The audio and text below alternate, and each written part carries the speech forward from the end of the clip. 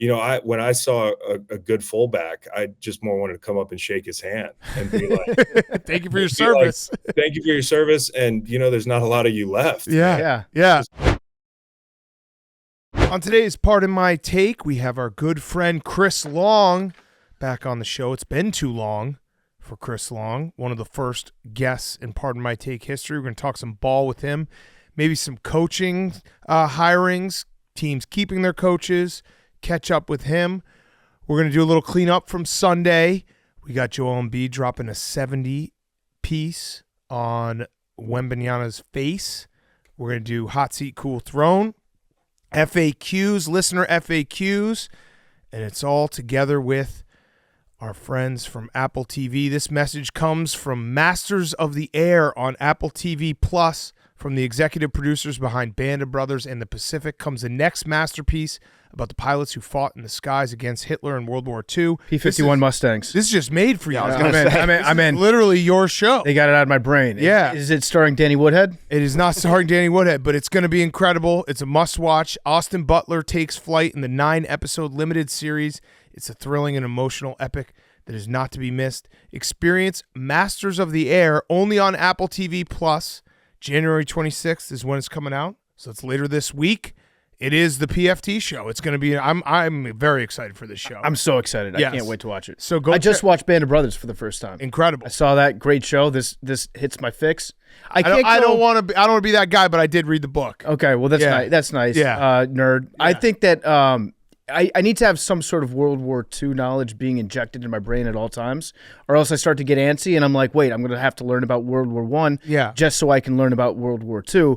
No. I've got my new show I'm watching. Masters of the Air. So go check it out on Apple TV Plus. It's a thrilling and emotional epic that is not to be missed. Experience Masters of the Air only on Apple TV Plus, January 26th. Go check it out. January 26th, Masters of the Air. Okay, let's go.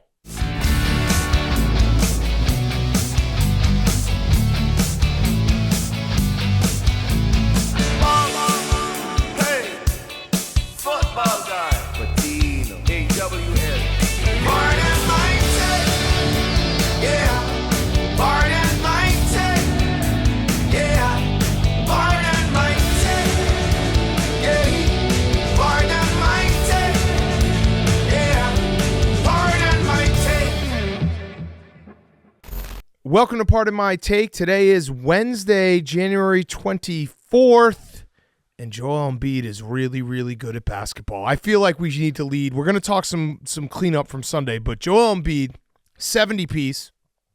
I hate to say this. I hate to lead the show with this, but our esports analyst, Darren Ravel, actually had a great idea that on January 22nd every single year, the day that Kobe dropped 81 on the Raptors, every team should have to try to break the record. I like that idea. That's good. It was a good idea by him. Because we had Karl Anthony Towns also monitoring Joel Embiid's situation very closely. So close, in fact, that at halftime, I forget how many points he had at half. 53, I think. But the players of the Timberwolves knew that Embiid had 59 at halftime, and they told him. And when they got back on the court, they started telling their assistant coaches, like, hey, we need to get the ball to Cat more because he has to outscore Embiid tonight. And then after the game, the Timberwolves coach was like, I've never seen such a display of unprofessional basketball before, just trying to feed Cat to get him over Embiid's number. And Embiid did it by just putting his ass in Wemby's face. Yes, it was. So I tuned into both games, and like the Timberwolves, it was very clear that's all they were trying to do. Mm-hmm. It's so perfectly Karl Anthony Towns because I feel like as good of a player as he is, he's kind of like a little bit of a running joke.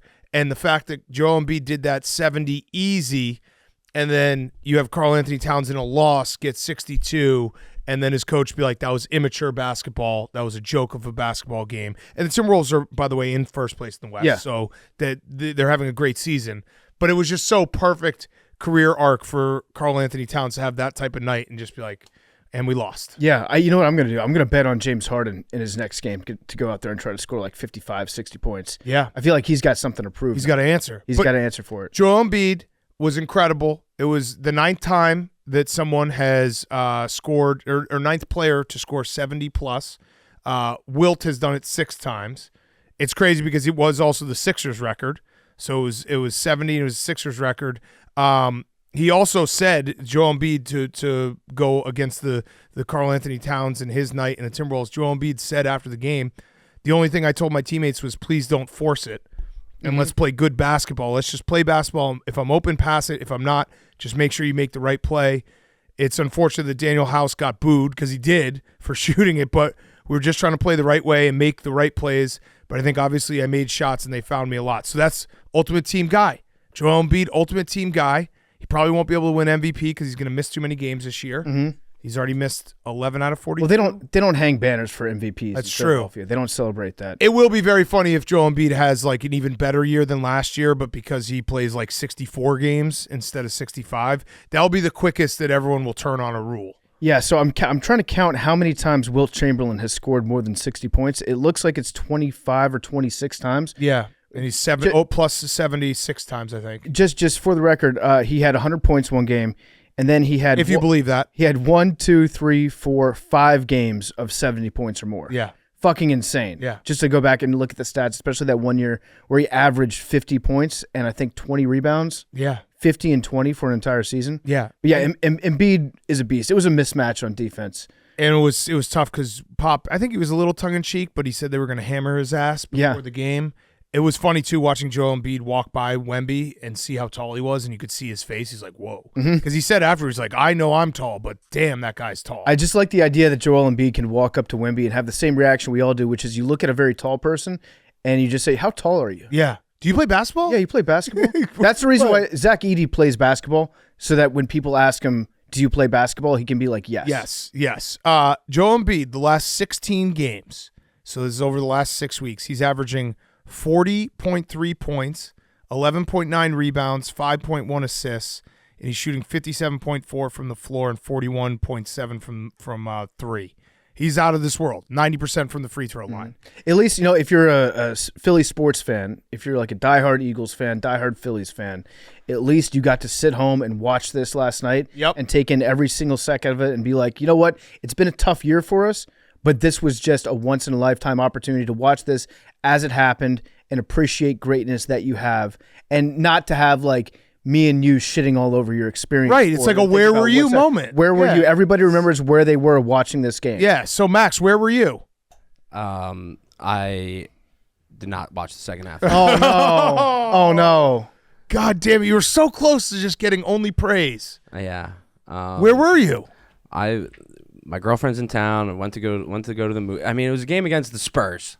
I didn't think it was going to be this historic game against the Spurs. It was historic. I know it was. And then, like, I didn't watch. I started getting the tweets and I watched the entire fourth quarter because it's like I have to tune in. I know, and it was one of those things where you go to the movies. I'm a respectful guy at the movies. I don't like to look at my phone.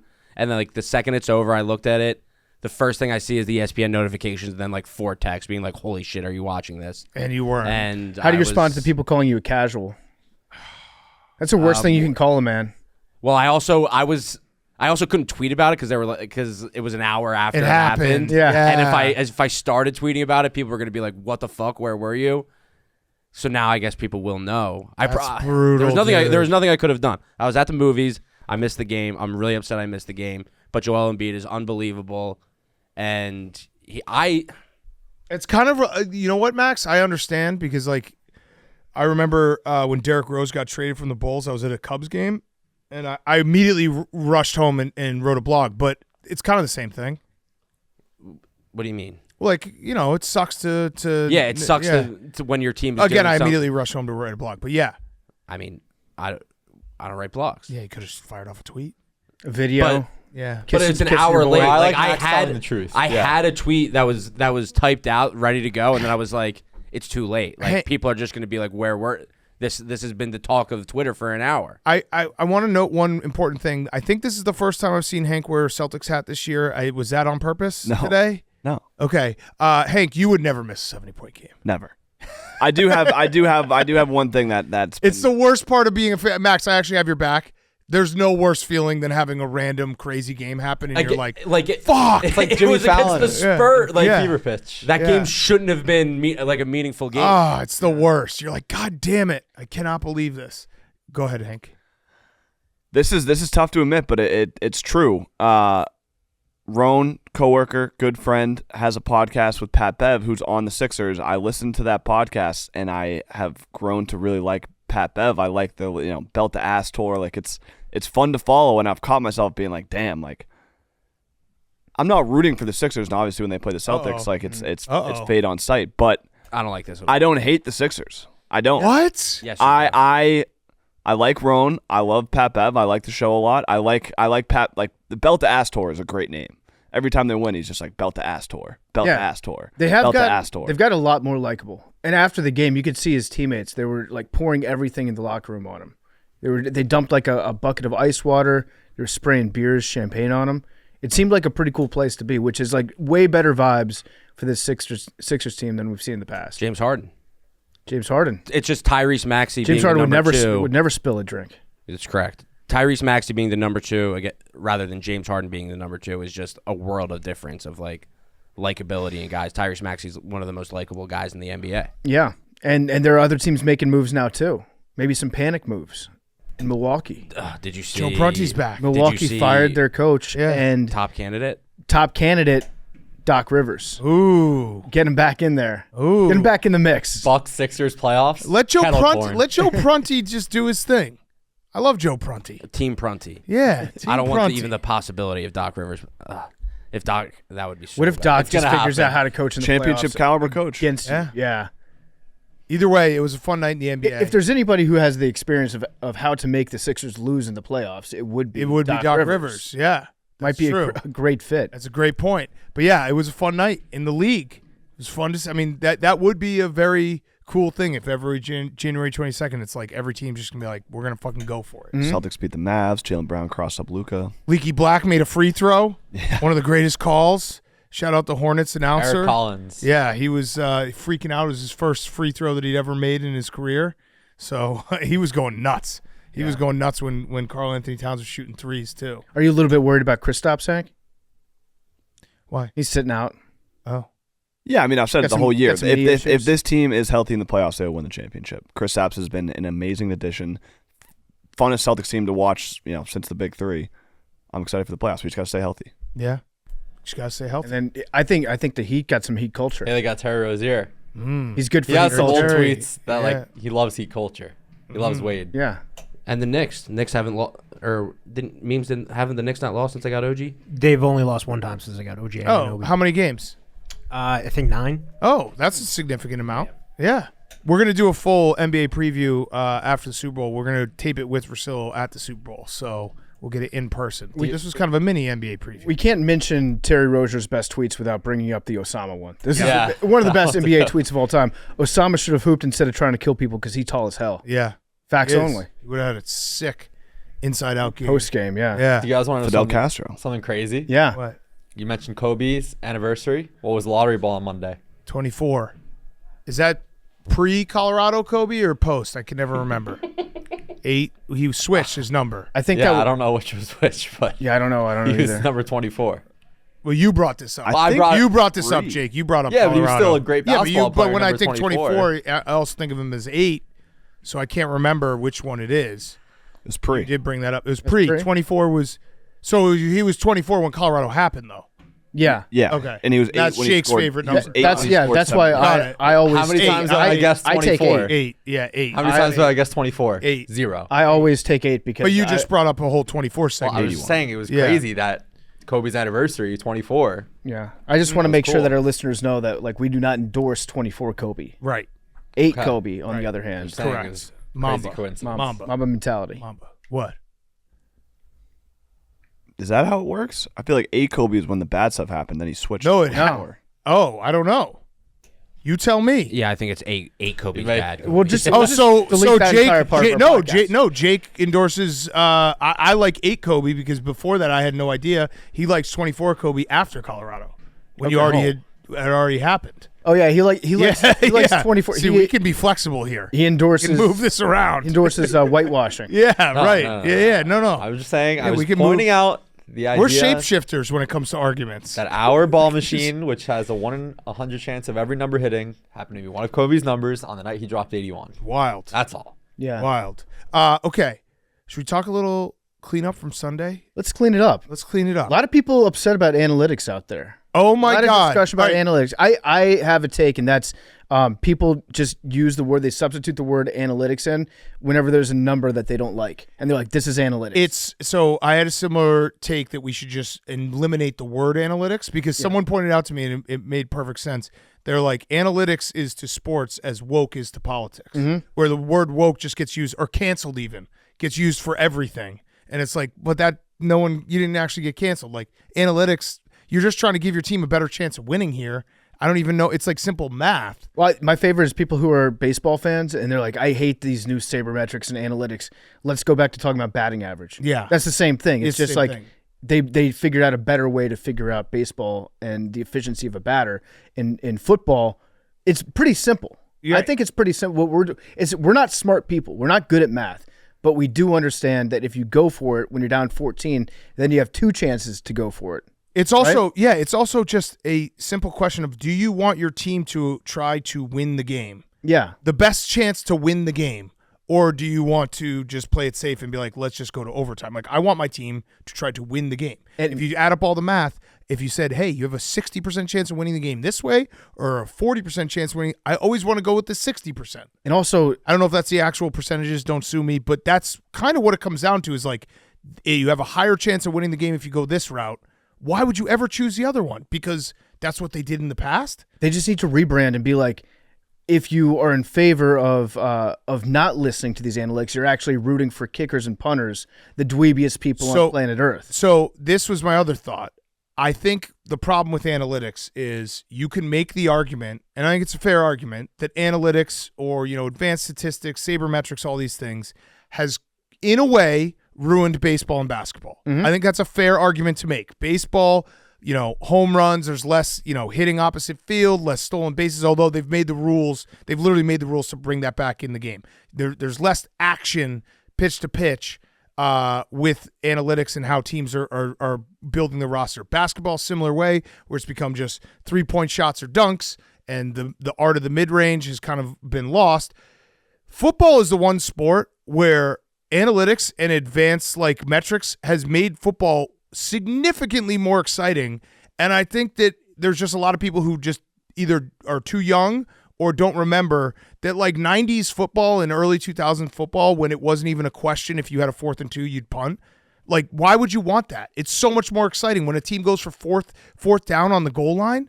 Those are the exciting plays. I think it's because old coaches, when they retire, they get grumpy. Yeah. And they start complaining about the new way of doing football. And everybody wants to be able to identify with those old coaches. So they're like, John Madden hated this. Yeah. And I want to be like John Madden. Someone pointed out John Madden had a saying, take the points however you can get. Or no, I can't remember what the quote is. But John Madden also, and God rest his soul, probably the greatest football guy of all time, John Madden famously said that the Patriots should play for the overtime when Tom Brady was driving for their first Super Bowl. And then once they won, he admitted he was wrong. Yeah, right. Yeah. Right. Also, take the points. That's a great quote because it makes sense. It's like you don't want to take points off the board, right? You want to take three points is more than 0 points. John Madden is right about that. But what's more than 3 points? 7 points. What's more than 7 points? 8 points. Right. So And I get it. So I agree. Take the points. I am a big believer in that there's a feel for the game, and you can't just say, oh, a spreadsheet says this, we got to do it. I'm completely in agreement with that.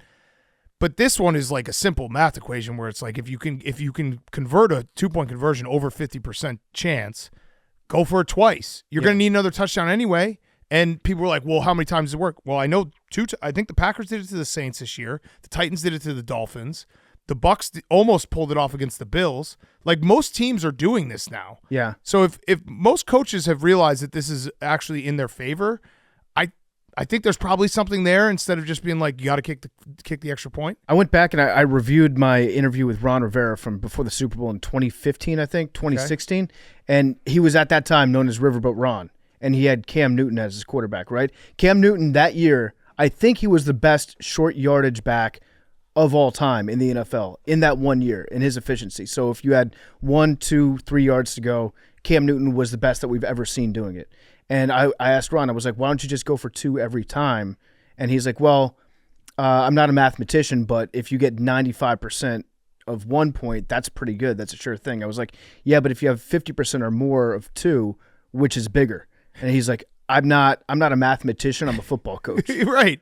We don't expect you to be a mathematician, but we should expect coaches to know that like 1 is greater than 0.95. Right, and people are afraid of the failure of like not getting both, but you got to also think about the positive of if you get the first, you can win the game in regulation. I really do think that analytics as a word it has been thrown around to a point that it doesn't even make sense anymore. And more than that, I just implore people to remember what 90s football and before that was, and it was punts and field goals and teams not taking chances and like playing it by the book, and it wasn't more exciting. It is football today is the most exciting it's ever been. And if you look at where the future of football is going, like the coaches that are coming up now, they believe in this type of stuff. Right. Like, this is what football is going to be. So get with it. Get with the times. I was shocked. I guess it really was like because it was the playoffs, but we have been on this go for 2 when you score down 14 for like it feels like 3 years now. I think it's the first thing that we learned about advanced stats. It's also the only math that I've ever fully comprehended, so I feel confidently speaking about it. Like I've said it before, but I've never been in a room with calculus. I barely know trigonometry or did. I don't know it anymore. This is the only math that I feel confident in. And I'm like, every time that it comes up, I feel like Oppenheimer. And I'm like, yeah, do you want some fucking advanced math? I got it for you, Zach bro. Galifianakis. Yeah. Just like seeing the equations floating in front of my face. That's how I feel. Yeah. Speaking of analytics, I guess, I had a couple stats from our friend Aaron Schatz. Now that we know what DVOA is, I thought this would be interesting to bring up. This one hurts, though, for Bills fans. So if you're a Bills fan, you survived the longest Monday ever, which was on Monday, and Josh Allen did say we woke up, so that's good. But in terms of best 4-year runs of DVOA without making it to a single Super Bowl, the Bills are now the second best team ever. So the Saints in the 2017 to 2020, obviously we know what happened with the NFC Championship, are number 1. And then there's a list of like Steve Young's Niners in the 90s, the Eagles from 2008 to 2011, the Saints again in that little time frame a few years ago. So that kind of hurts. Colts? The Colts, yeah. Wait, I also have 3-year. Hold on, let me find the 3 years. He did 4 years and then 3 years. 3-year span, DVOA. I'm going to find that for you. Yeah, I would imagine mid-2000s. 2003 to 2005 Colts are like 7th or 8th on this list. But in a 3-year span, the Bills are number 1. This iteration of the Bills. That hurts because it's like we said, it's I don't know what the fix is because they're a really good team. And it shows that they're a really good team. But something's got to fix. And Josh's cap number goes way up next year too. I know there are ways that you can get around that. You can defer stuff, and you can, the cap isn't real for the most part. Unless you're the Saints, then you're just perpetually in cap hell, and your team is 35 years old all the time. But for the Bills, it's going to get harder, not easier over the next couple of years. And they're old. That's the other thing. I was reading an article by Mike Sando that showed basically like 2 years ago, 2 years ago, whenever they traded Tyreek Hill, the Chiefs basically made a concerted effort to get younger on defense as the Bills got older. So it's like the Bills have a lot of guys in their late 20s, early 30s, and the Chiefs have a lot of really young guys that they've plugged in there that now extends the Mahomes window, and they have to rebuild on the fly. And now the Bills are at a crossroads. Yeah, and they're a really good team. Their DVOA shows that they're the best team in a 3-year span to not make a Super Bowl. Now, it does feel like Belichick is going to go to the Falcons, but Rex Ryan threw something out yesterday that I don't hate. Belichick to the Bills. They have a coach. They currently have a head coach. The puns. They have a coach. Oh my God. Yeah, the puns. Bill Belichick. Think of the puns. That's Jake. all I was thinking about. But it actually Same. it makes sense. I think for a team that wants to win right now. You think Belichick gives a flying fuck about like competing against the Patriots? No, he doesn't. He probably is, not reveling, not too happy with how things ended. So if I'm Belichick, I would put feelers out there and be like, if you give me a call, I will answer the phone. Yeah. Schefter said he's not getting other calls. Yeah, and there also was a weird report that like the Falcons front office kind of doesn't want Bill Belichick to come in, which is, I guess they just are trying to preserve their own job. Yeah. But yeah, it's exactly what they're doing. It's like, I don't know, I'd rather win football games. Yeah. If you're a team that's like, well, they also need to get a quarterback. Yeah. So if you're Belichick, I would almost feel like the Bills' job would be a better, like an easier transition than Atlanta, having to find another quarterback. You've proven that that's not so It's not so easy for you to do, Bill. Yeah, Mel Kiper's saying that the Bears could get a first-round pick for Justin Fields. Oh, wow. The report is out there. Other DVOA that I wanted to bring up. So Aaron Schatz also did his weighted DVOA, which if you remember from our interview with him, weighted more towards the most recent games. The Baltimore Ravens are the best team through the divisional round that he's ever charted. And so he had a chart, and it was 14 teams, and 10 of the 14 ended up winning the Super Bowl. And the few that didn't was 07 Patriots. You also have the Bills from 2020. So it basically is Mahomes stopped that. And then you also have the Patriots from 2012. Harbaugh stopped that. And now you get Harbaugh and Mahomes going up to see who can go to the Super Bowl. So fun little wrinkle. That's a fun wrinkle. I also read that with the Chiefs. I believe it's every time they've beaten the Bills in the playoffs, they've lost in the next round. Ooh. So that leans towards Ravens to me. What do you think about that, Hank? I mean, anytime you get a once-in-a-generation guy like Pat Mahomes as an underdog, you got to take him.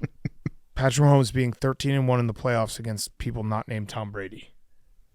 Interesting. Yeah. 40-year-old Tom Brady. Also, yeah, what happened in the Super Bowl? Joe Burrow being the one other guy who won in the AFC Championship game in Burrowhead. Did you see ESPN posted like a graphic that said Mahomes House in front instead of Highmark Stadium? That was really lame. That's just the name of it now? Yeah, it was just Mahomes House. Yeah, no, that's Jason Kelsey's house now. It's like, what? Mahomes House? Okay. Hank, are you going to bet on the Chiefs? Oh, yeah.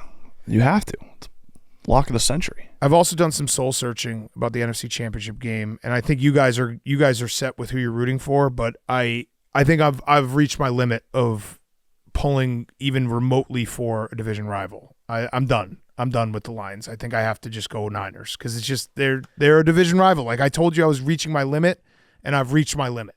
George Kittle was in my dream last night, so. Oh wait, what? How was it? I don't really remember what the dream was. It was just one of those, like, you obviously forget what happened, but. Whoa. Was that a cheer for his dream? Yeah. I woke up, was like, was I talking to George Kittle? I was like, no, that was a dream. You got to figure out. You got to go back to that dream Signs. and figure out what he told you. The signs. I figured out who I'm rooting for too. It's Detroit. Yeah. It has to be Detroit. I expect you guys. I like the Niners. I do, and I love watching their offense. I think they're a very fun team. They're dominant. They got a lot of former football teams on there, so I have that connection. But root against our friends. what about our friends in Detroit, Hank? Well, this is good. We can split it. We can split the vote. I'm just going over.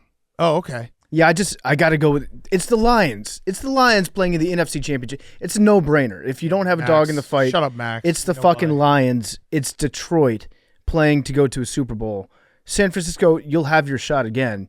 You have a very good team. You have an amazingly talented roster. But you understand But where it's- I'm coming from. I get I it. reached my limit with the division rival. I was like, all right, I can't do this anymore. Like if they had played the Packers, I would have been rooting for the Lions very, very hard. But now I gotta step away. At some point, you got to be like, I was thinking more about the Whippet conversation. Like I got to step away. I'm not rooting for my brother to get an awesome job. What I about get it. Detroit Don though? Yeah, Detroit. I You love Jared, Detroit Don.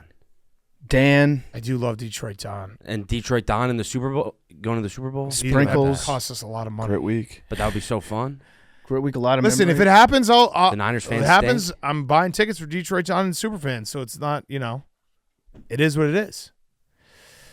Sprinkles. I forgot about Sprinkles. Yeah, she came back. I forgot about Sprinkles. Came back. We also had the Titans hire a coach. So Brian Callahan, Son of Bill Callahan. Tom Callahan, big Tom Tom Callahan's son. Yeah, it's a big Tom Callahan's son. Yeah, So yeah, he comes from a good stock great of stuff. offensive line coaches and running the damn ball. So here's a weird stat, and we're going to talk to Chris Long about this a little bit because Pete Prisco mentioned the leader of men, the CEO head coach, which very funny when you actually look at it. Nick Sirianni is that because he doesn't call plays anymore.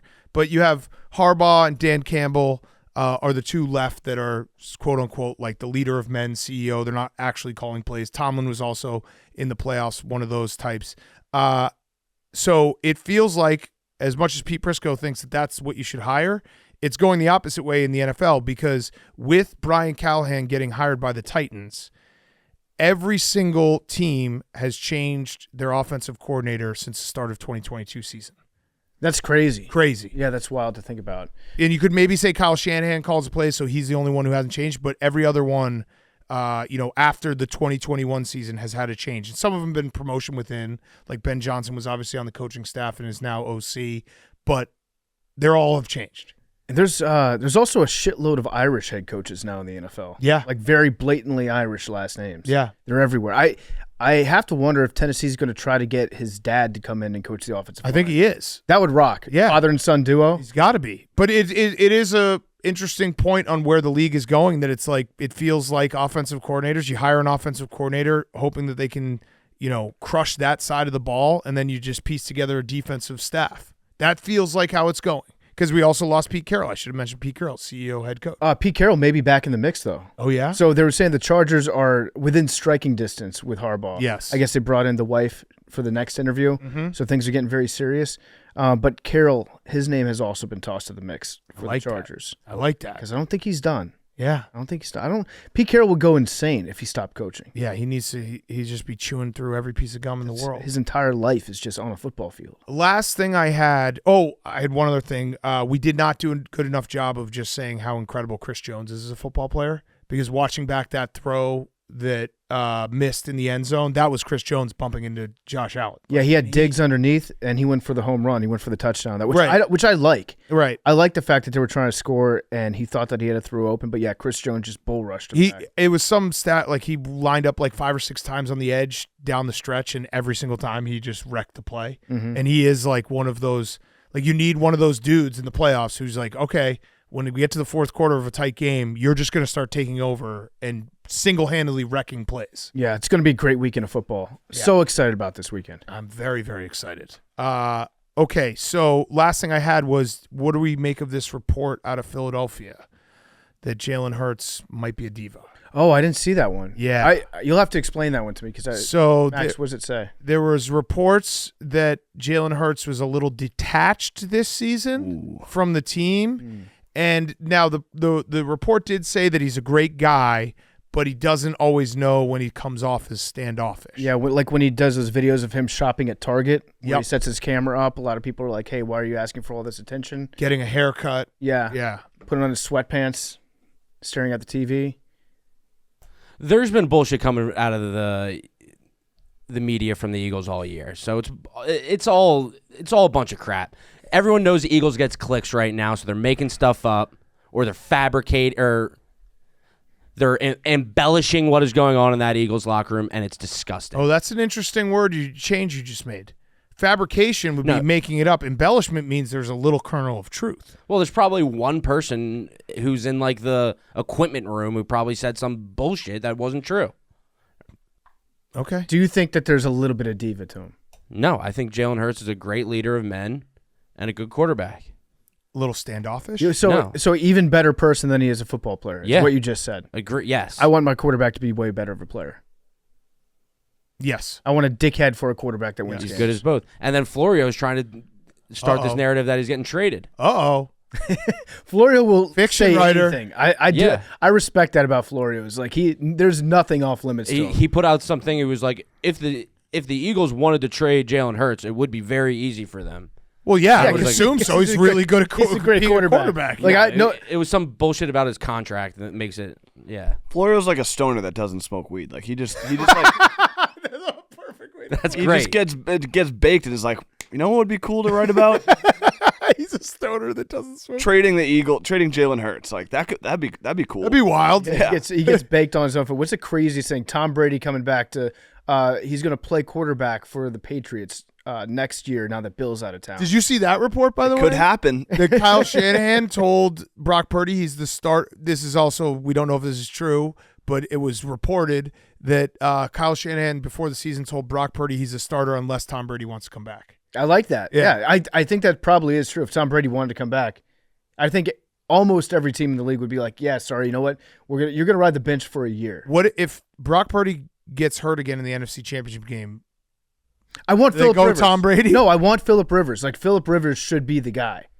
Yeah, I agree. We were promised Phillip Rivers last year. Or Big Ben would be pretty sweet too. RG3. Didn't Big Ben say like so disrespectful of Sam Darnold. Didn't Big Ben say like I did I did get a call last year about the 49ers, like to see if I wanted to do It was probably a prank call. I think Big Ben Yeah. just said that. But yeah, give me Big Ben or Philip Rivers. It was probably like a reporter from Pittsburgh being like, "Would you take the job if the Niners called you?" Yeah. He's like, "Well, I did technically get a call about the Niners." Yeah. So I'm not lying.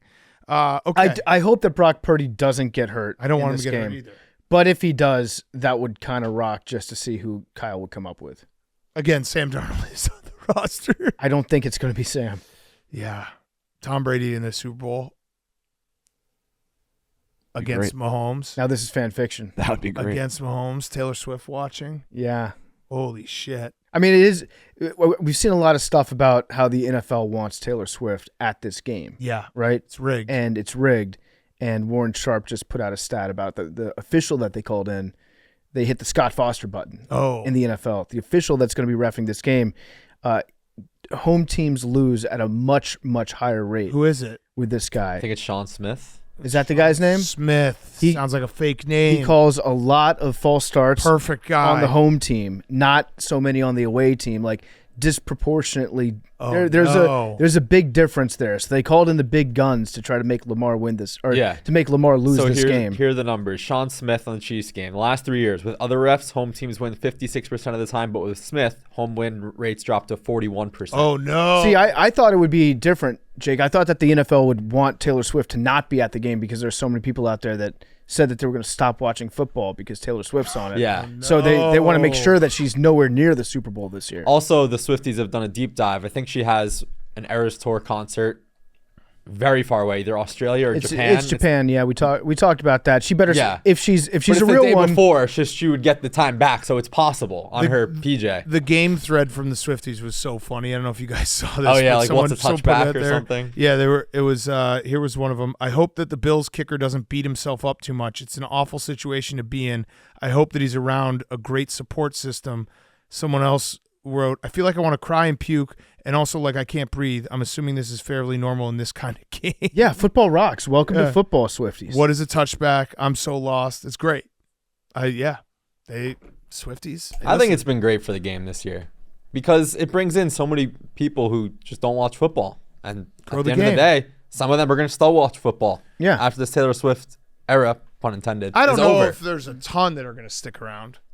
Maybe not a ton. But think of there's how some. big her audience is. If Yeah. 100 million Swifties start watching, if 1 million of them stick around, that's That's 1 million true. more football fans. We need them. Football does rock. Yeah. Depends how the breakup goes. Yeah, that's true. Oh, if the they're- breakup. Yeah, but if they get Oh, engaged. Hank, you're breaking them up? No, if there is one and it doesn't go, the Swifties don't like how it went down. What if Taylor did like a fuck football song that was like a #1 hit? Yeah, That would be bad for the league. She probably will. We'd have to grab our swords. Yeah, she and our blames armor. the relationship On ending football? because of his commitment to football. Yeah. And not his commitment to her. He didn't go to the Golden Globes because he had a game or Yeah. something. Little does Taylor know, Travis Kelce's not even that committed to football. We're way more committed. He only plays in one game a week. We watch all of them. I think Romo said they were married again on the broadcast. Yeah, he's just doing that. He really. He's just getting I think freaky with it. he did it earlier in the season. I think he made another comment He this doesn't care. weekend. I don't know about that. Forgot we had Romo in the Super Bowl this year. Oh God. Yeah. I forgot about And that. his hairpiece, allegedly. His alleged. I'm just saying. Look at the hairline next time Romo's. It's on a little camera. Lego hairline. It's a little poofy. Yeah. He's got a poof where there was no poof before. It looks very full. Yeah, a little too full. A little too full. Carl Ravitch like. Yeah, a little for a guy who wore a helmet and a hat for a long time. Bill Self. Yeah, he said, Tony "There's your Romo. brother-in-law" on the CBS broadcast. Got it. Yeah. Got He's it. putting the ring on her. Yeah, he did it. I think that Tony's trying to push them apart. I think that this is a wedge issue. I think Tony's trying to swoop in on Taylor Swift. Yeah. All right. Let's do Hot Seat Cool Throne. It's brought to you by our friends at Coors Light. When you're juggling work, family, and life in general, things can feel chaotic. That's why Coors Light helps you find moments to reset and refresh all year long. Whenever you need to hit the reset, reach for a Coors Light. It's made to chill. There's only one beer out there that's literally made to chill, and that's Coors Light. We love drinking Coors Light while we're watching ball, Friday afternoon, Friday evening. You get off work, you sink into that couch. Coors Light is your perfect friend for that moment when it's time to chill. Coors Light is a beer I reach for, so when you want to hit the reset, grab the beer that's made to chill. Get Coors Light delivered straight to your door with Drizzly or Instacart by going to CoorsLight.com/take. Celebrate responsibly. Coors Brewing Company, Golden, Colorado. Coors Light, the best beer ever created. Okay, hot seat, cool throne. Henry. My hot seat is Tristan Thompson. Oh, yeah. Yeah. Got busted for steroids. Yeah, he's taking 25-game suspension. taking the world's worst steroids. Yeah, I went immediately to my number one source of steroids in the world that I know, named Billy Football. Mm-hmm. And he said the craziest thing is that he was taking broke boy steroids. Oh. Stuff frat boys and TikTokers use to bulk up. Oh, You don't want that. He was doing it for the look, not for the functionality. Damn. That makes sense. Maybe he was doing it to get less horny. Yeah. He is an all-time horny guy. Yeah. Very, very horny guy. Maybe he's trying to sterilize himself. Yeah, get his balls smaller. so it doesn't sperm as much. Remember when he just had a sex tape? I kind of forgot about that. That was weird. Yeah, it was. It was like 10 seconds, but it was just like, and it was also, I feel like it was, did the girl release it to be like, he's cheating on you? Yeah, I feel like with cell phones and technology, like the sex tape game, it's not a tape. It's not a tape. Yeah, you're right. It changed. You're right. But yeah, is he still married to Chloe? I don't know. Is it just a sex video? Wait, is he married to Chloe still? Someone Google that? I don't know. It goes back to my theory. Never trust a guy named Tristan. Mm. Tristan's a bad trust name. That's fair. It's got Trist right in there. Yeah. My other hot seat was Zins. Oh. Oh, yeah. They're taking Chuck Schumer said that they're a pouch full of problems and they Yeah. need to get reined in. Who's Chuck Schumer? He's a Senate politician. Majority Leader, Yeah. New York. Happy I didn't know who that was. Yeah, I saw the video that he put out. He makes zero sense in his explanation. Sounds like a guy who needs Zen. He does need to chill out, yeah. He needs a lip pillow. That's what you need, Chuck, because he said, like, yeah, there's a problem with a company that packs so much nicotine into one item and then they promote it with the social media.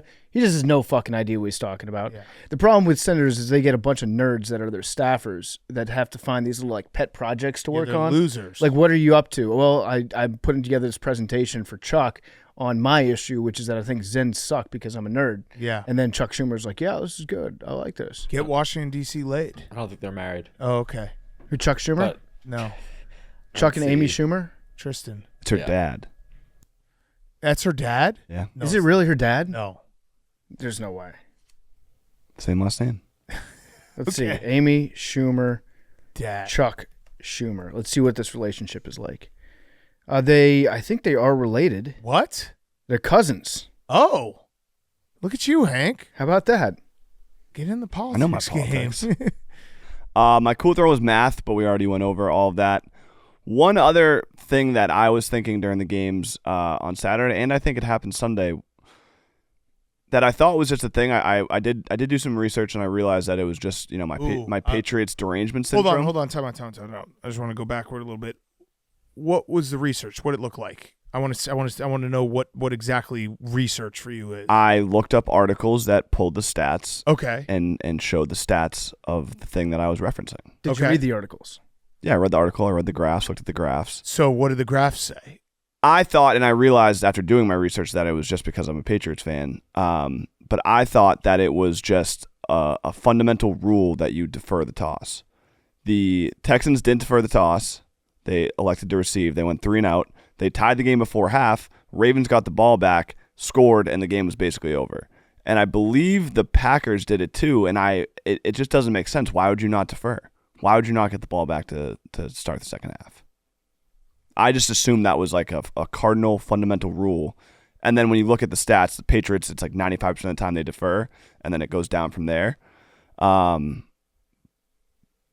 I think you should just defer every time. I think it's a lot of coaches saw the Patriots deferring, and they thought to themselves, well, if Belichick defers, then we should defer too. Yeah. Because he knows what he's doing. Has it happened recently? I know it's happened like once or twice where a guy will fuck up and one guy will say, like, we defer, and then they'll be like, all right, we'll kick off. And then you get it both times. Yeah, you get it both times. Jair Alexander almost did that. Yeah. When he was That self-nominated would- captain. Yeah. I also like during the 49ers game, they said Kyle Shanahan likes to do the thing where he scores before half and Yes. gets the ball back and scores People again. love the middle eight. Yeah. People love talking. Hey, if you Who can, doesn't like to yeah, do if you that? can score right before half and then score right out of half, that's pretty good. That's It's a good Kyle strategy. Shanahan's signature move. It's a two for one. You score 2 touchdowns. If I were a head coach in the NFL, I would like to do the thing where I score every time I have the ball. Yeah. Yeah, I would also pin my Good ears strategy. back on defense, and Yeah. then I would get off the field on 3rd down. it's a good strategy. Just score. Yeah, always defer. Always defer. My hot seat is Uga. Yeah, I had So to. R.I.P. Uga. This was Uga 10. So Uga passed away on Tuesday morning in Savannah. Ugax. Passed away quietly. Uga X.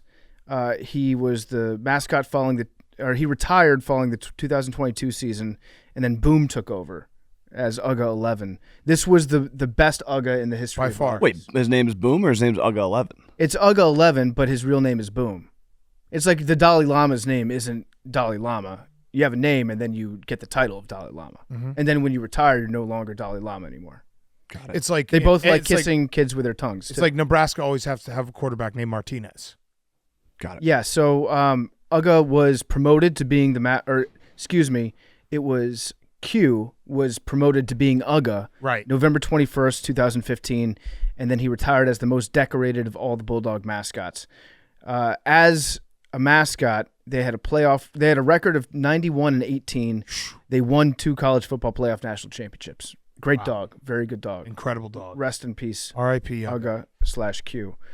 My cool throne is mock drafts because Mel Kiper Jr. just released his first mock draft to the public.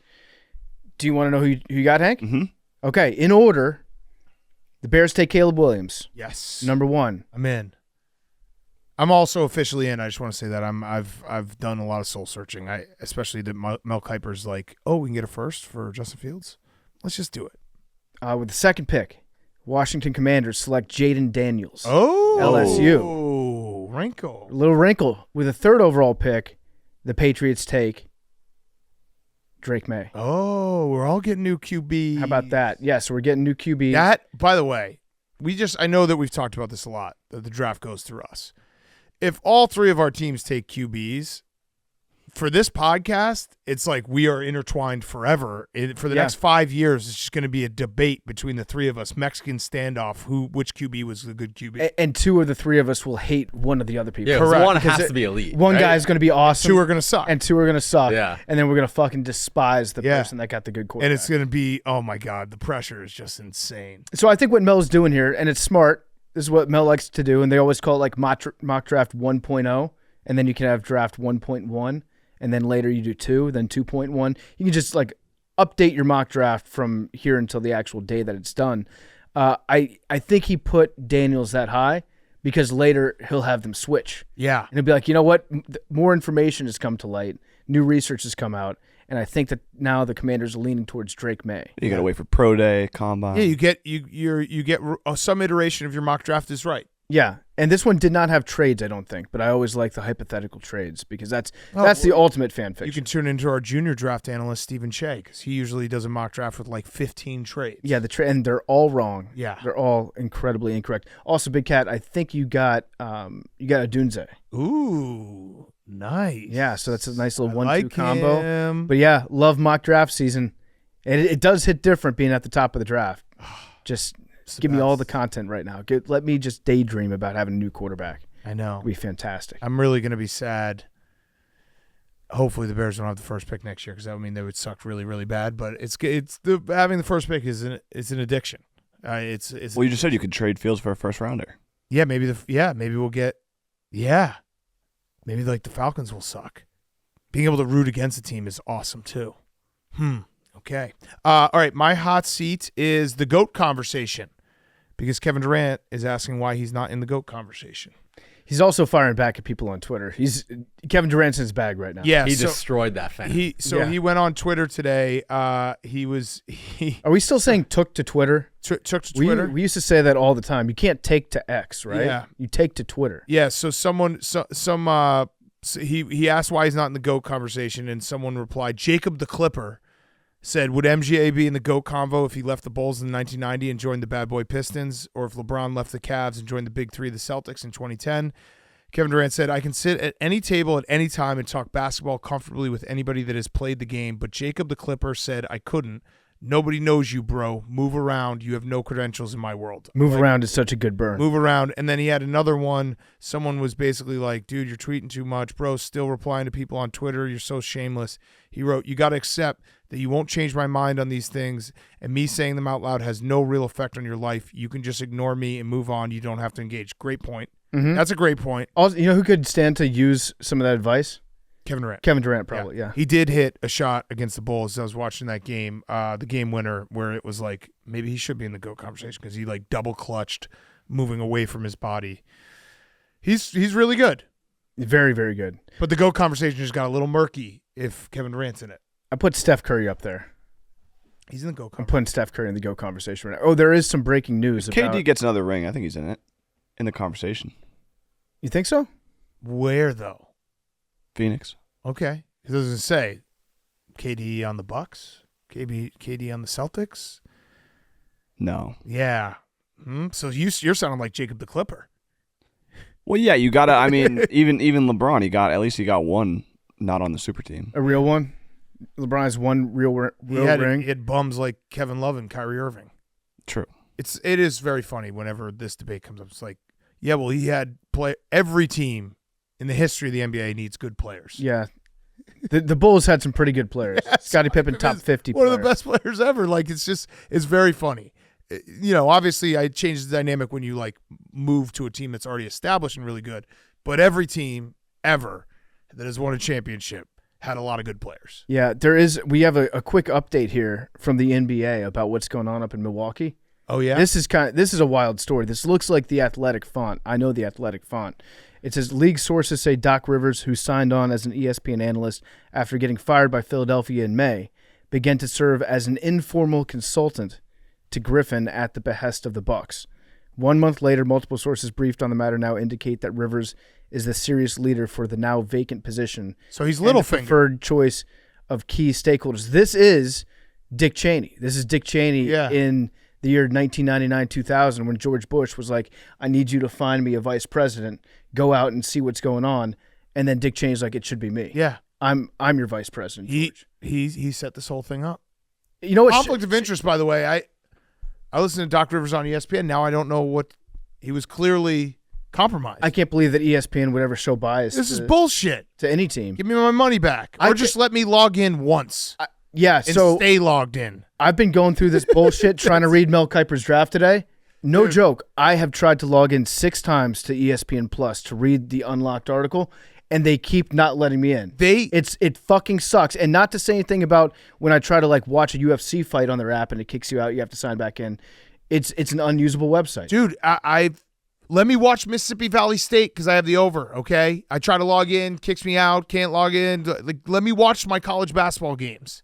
No one else is watching. This is the worst. Also, I kind of respect, in a funny way, Doc Rivers. Yeah. Like it's power move. It's good having a guy that's just like going behind I'm going to take a year off from coaching while trying to get my next coaching job Yeah. with the best player in the world. Smart. Giannis's brother? Yes. I was just saying that was bait. I was throwing out some bait to these two. Yeah, I was going to say he already did that. He already coached a team with the best player. He coached the Nuggets? I mean, Embiid ate Jokic's lunch last week. Oh. How many rings does he have? What did he have for lunch? Ate his lunch. Yeah, how many? Well, no, don't do rings. We're not ring culture. We're having the GOAT debate. No, let's not do rings, PF. You cannot have a GOAT debate. Hold on, follow me here. Don't do rings. That's very unfair.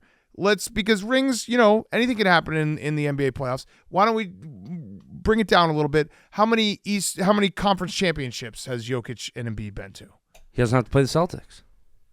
Wait, so Embiid's never been to a conference championship? He doesn't have to. Jokic's never played the Celtics. Damn. How many titles does this iteration have the Celtics have? Moot point. I don't know. I think it's a pretty relevant point. If you're saying like they have to get past the Celtics, I would assume that means that the Celtics are a dynasty where it's like Tom Brady. Yeah. They're good at stopping big men. Al Horford.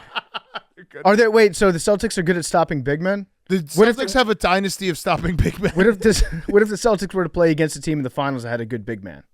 What would happen then? Oh. I don't know. Let's keep going. Okay. All right.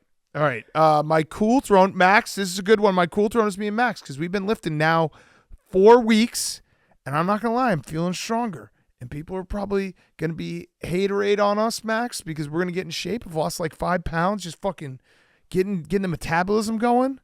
So watch out. Max and I are going to be weapons. I feel strong. I feel better. Yeah, I do too. The free lunch every day is tough for the diet, but Well, it's a good thing you just didn't get it today. I did. I know it did come. It was good.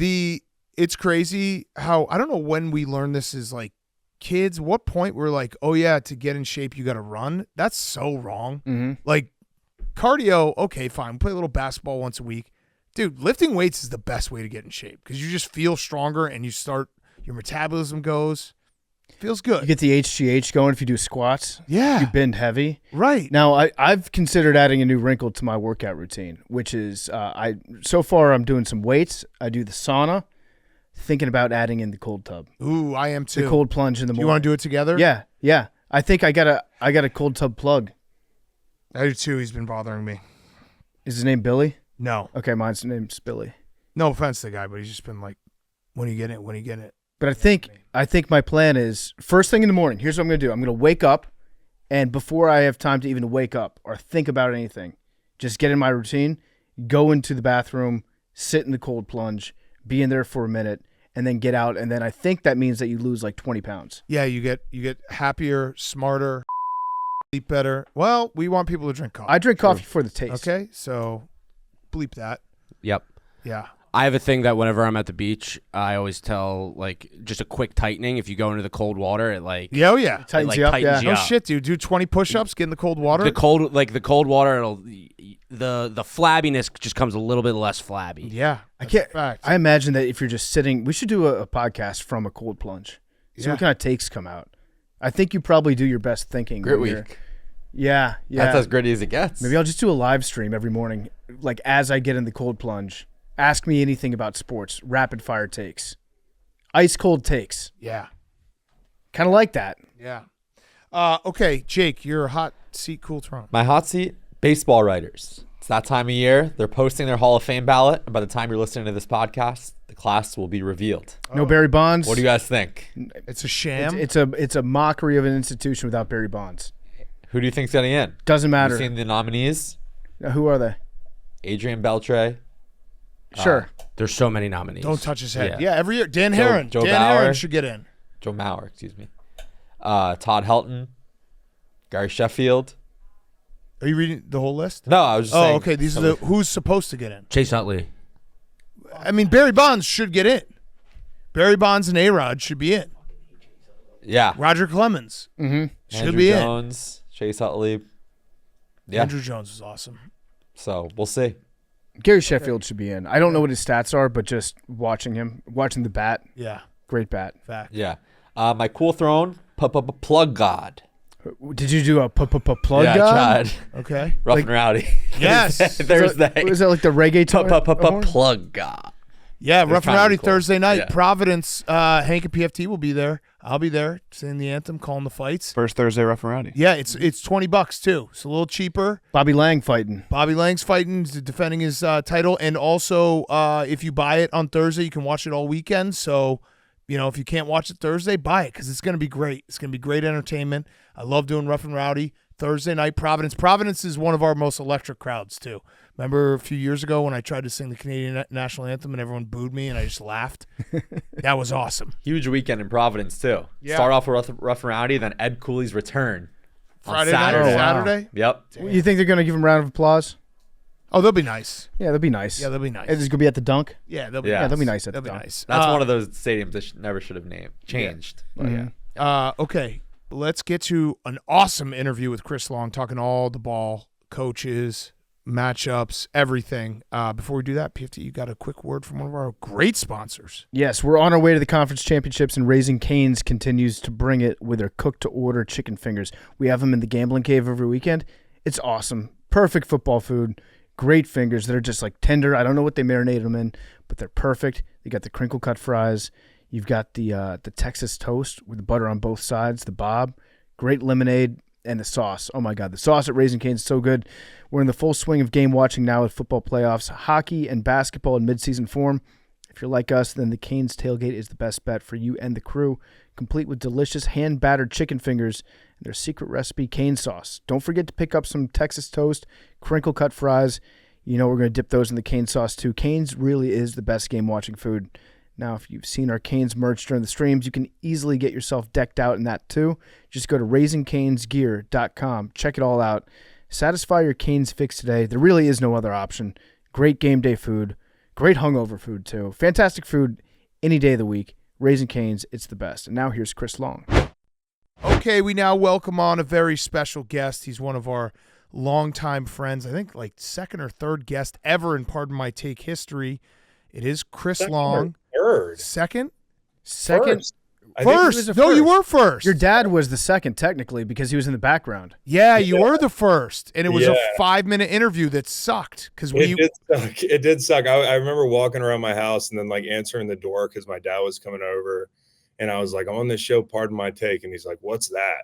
And then, like 3-4 years down the line, you guys are landing the big fish and Howie. And I watched the interview. It was great. Yeah, we thought it was very funny if we did 4 good minutes instead of 5 good minutes like PTI. And I remember we asked you like 2 questions, then we tried to play you off, and we're like, PFT and I both afterwards were like, that was the dumbest idea ever. We can't do that again. Like, we got Chris Long and we spent 4 minutes talking to him. But go check out Chris. The Greenlight podcast is phenomenal. He's also on Inside the NFL. He's everywhere.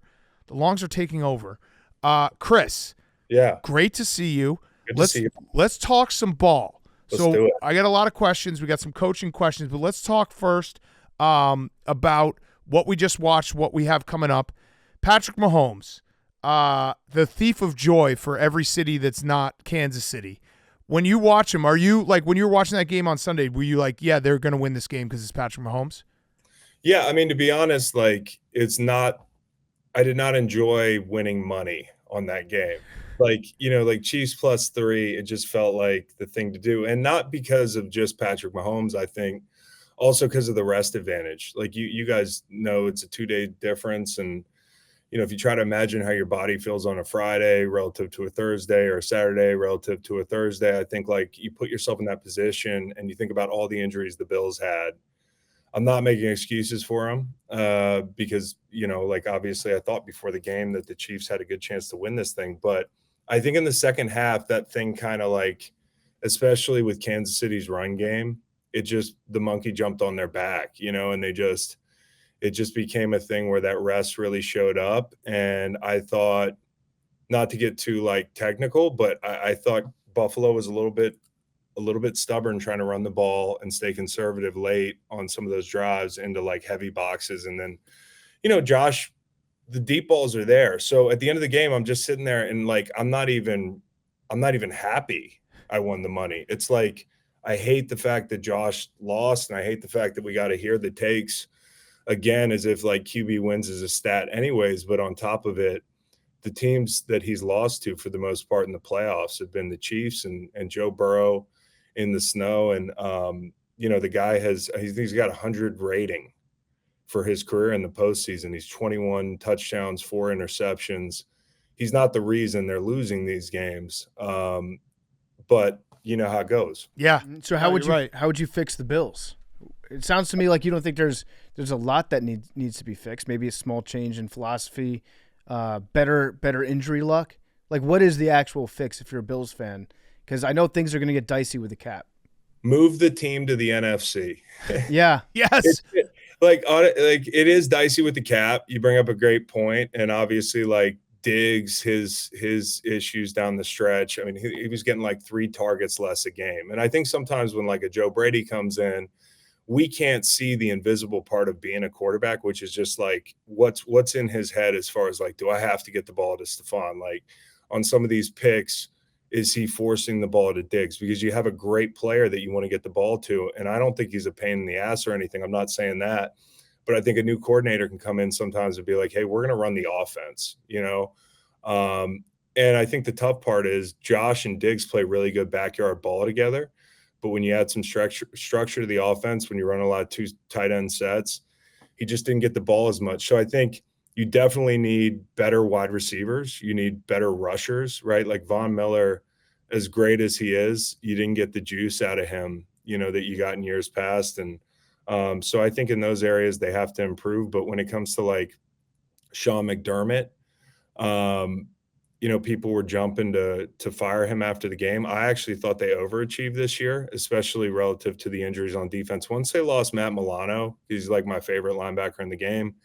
I could not believe that they were able to kind of stick the landing on this run, especially with Trey White down, DaQuan Jones for stretches, a whole bunch of guys, and then going into that game even more. I thought that the only thing that Sean could have got fired over was the 9/11. The 9/11 Yeah. stuff. Yeah. I was saying after the game, I felt like Andy Reid should have got up there and been like, "Ladies and gentlemen, we got it." That would have been incredible. Or like The Rock. Like, Yeah. I'm here to announce that we've compromised to the fullest extent Sean McDermott and the Buffalo Bills. 12 No, do you remember when John Cena? This is my favorite thing ever. When John Cena stopped the wrestling match. Yeah. Oh, that's what I meant. Yeah. John Cena. People in the crowd, it was Cena, and he was like, "I just want to stop the event here and let you know that Osama bin Laden is dead." Listen, Yeah. with John Cena, like, I know that we joke around a lot, but I didn't think that was cool because, like, a guy died. A guy died, and we don't like to joke about death. So. All right. Even if it is bin Laden, like, he's still a person that had a family. Yeah,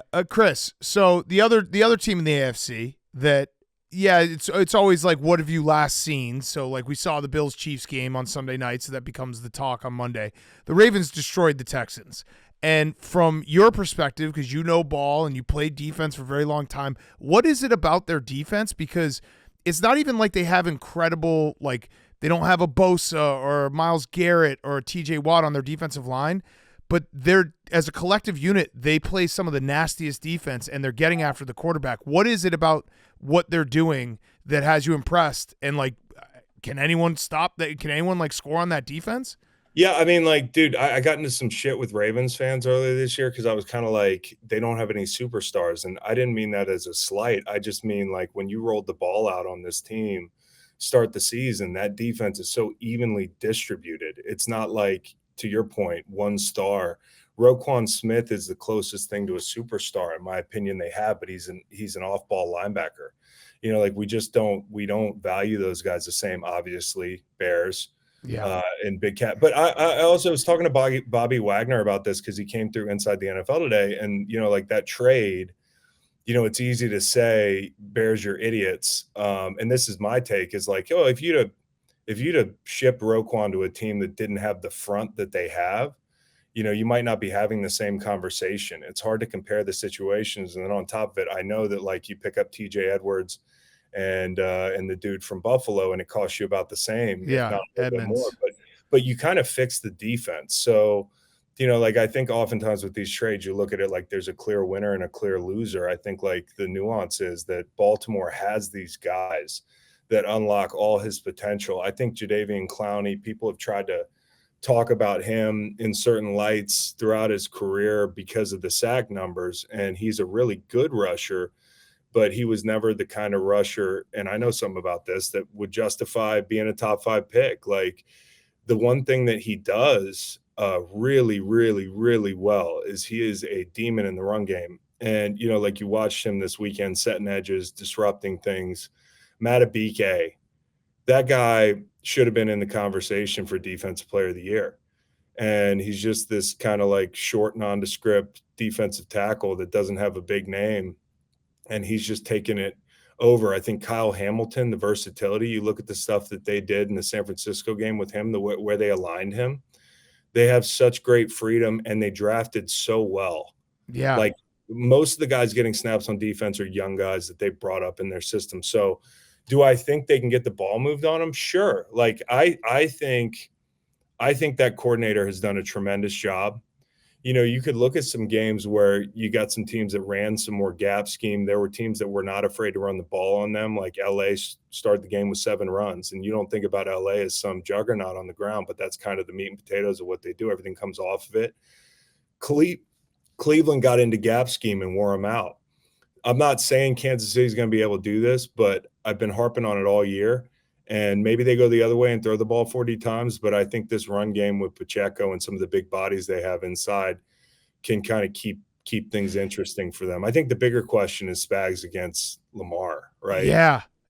By the way, I want to just say the Pacheco point is a great point because, like, the Chiefs don't have the receivers they've had in the past, but Pacheco is the best running back that Patrick Mahomes had. He runs so nasty, and he's so good. And it's like, it's such a compliment to their game. But yeah, you're right. Spags versus Lamar, like, Spags is going to want to blitz. Lamar, I mean, it happened on Saturday. They blitzed him 70% of the time, and he ate him up. But usually Lamar hasn't been the best against the blitz. So how do you think that's going to go?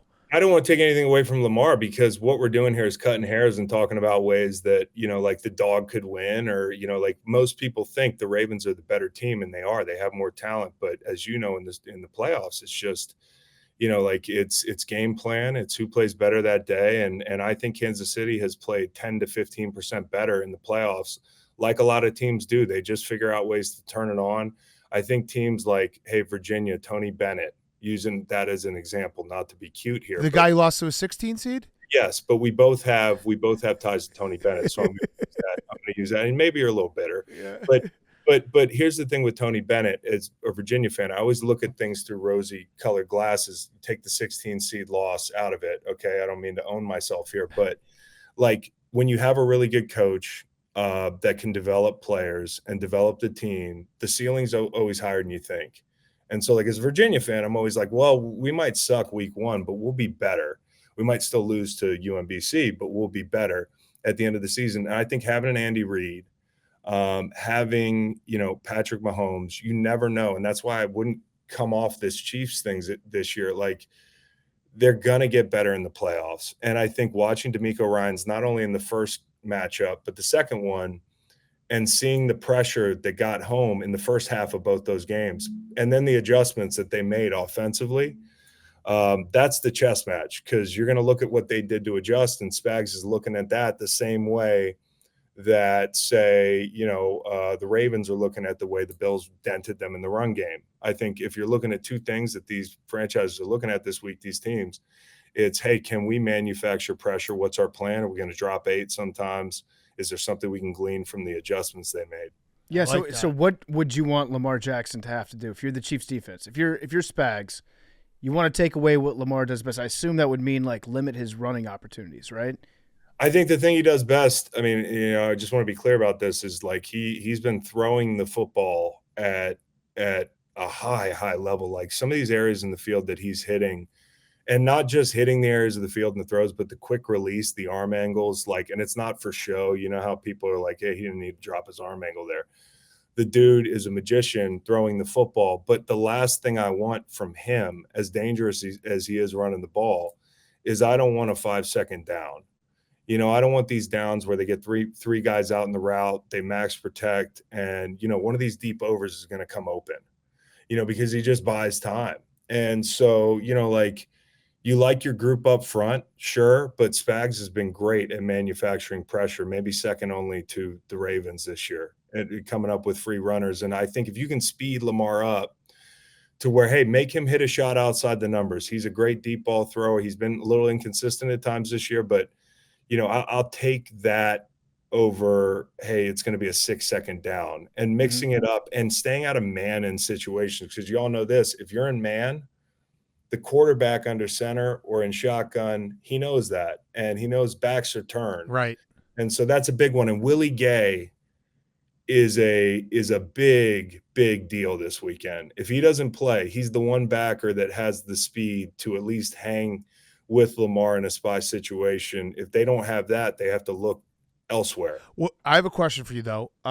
Mark Andrews. He potentially could play. I feel like that would be huge, obviously, for the Ravens, because not only because Mark Andrews is a phenomenal player, but likely has gotten a ton of reps, a lot of confidence, and now, like, if you have guys spying him and you have two tight ends that can catch the ball over the middle of the field, everything gets a little bit more convoluted for how the Chiefs can play defense. Like, is that a fair assessment that if Mark Andrews plays, like, that's tough now because the middle of the field becomes a big problem for the Chiefs?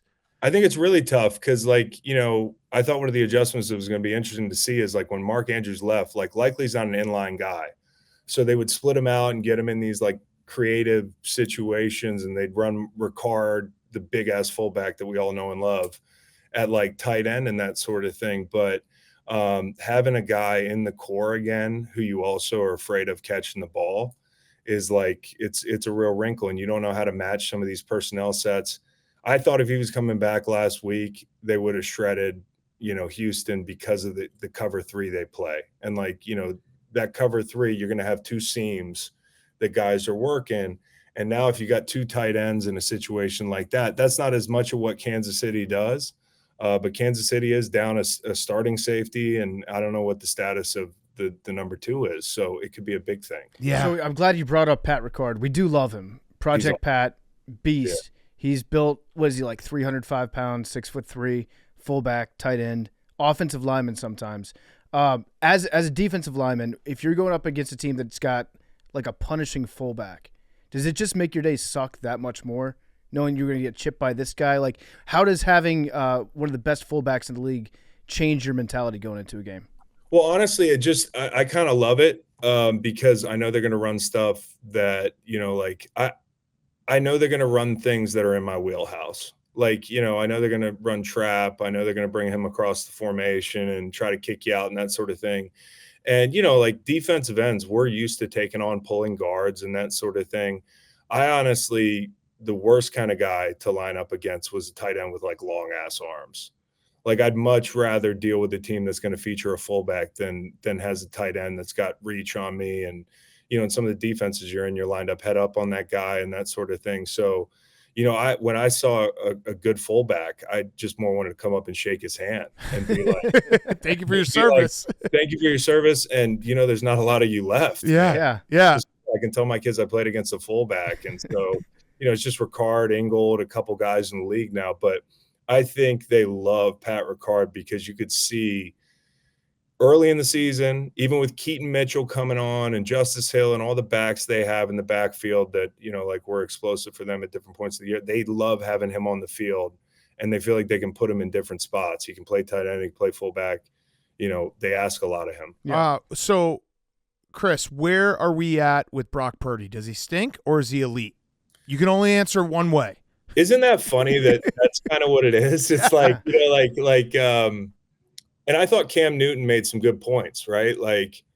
But I think there's a spectrum of game managers. And I like rebranding it game executive. We were talking about this because if you're a game executive, that just sounds good. Like when you get promoted and people want better titles for the next job and that sort of thing. Yeah, it's like every accounting firm has a billion VPs. Yeah, and you're like, oh, you're a vice president. It's like, well, yeah, there's like 3,000 of them. But yeah, that counts. I like just calling him a man. Yeah. Like you're a game man. Yeah, he's a game man. He's a game man. I don't think this is such an emotional topic for everybody. It's crazy. I mean, if you don't want to put Purdy in the category of, I think there's 2 categories of quarterbacks in the league, and here I am again being binary, but. There's a group of 6 to 7 guys that you can win because of. You can win a Super Bowl because of, and they're different. And, those guys are obviously like Mahomes, Burrow, Allen, Lamar, Herbert, if he proves something more. Jordan Love's going to be a guy they talk about in that class next year if he continues this run. Stafford, I think, is in that group. Stroud, Stroud, I think, I'm You didn't say Jalen Hurts. That's interesting. Jalen Hurts is right on the outside of that stuff. I think you got to earn your way into that category. And I think Jalen Hurts is capable of playing at an MVP level. He showed you that. But I think there are certain guys that the dependency on a good scheme and things being right is a little bit higher. And so for me to not call Jalen Hurts one of the top 5 to 6 quarterbacks in the league, we've gotten so emotional as fans. And I think as players too, players, they take everything personal. Jalen Hurts is the guy I'd want on my team. He's not the problem in Philly, but I don't think it's a hot take to separate, that echelon of quarterbacks from, Hurts, who's had more football that didn't look like the MVP season than that did. And so long story short, I think Purdy deserves a lot of credit. I think he's a fringe top 10 guy, wherever you want to put him on the, on the inside of that top 10, on the outside of the top 10. I think he shows me a lot of stuff. Like when you compare him to another quarterback, Dan, who you and I, got in spirited discussions over down in Miami, I think the closest comparison was like a guy and trying to figure out how big of a part of their winning is he. Wait, I've always been a fan of Jay Cutler. I know you hate him. Hey, Jay's on the inside. I know. That's why I did that.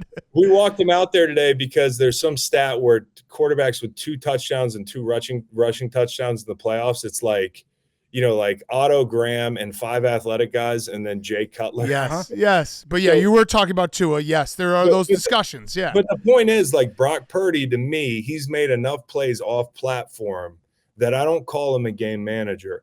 Now, is he imperfect? Sure. Like, did he look bad for a lot of the game the other night? Was the ball wet? Was he trying to glove on? Did he seem tentative? Yeah.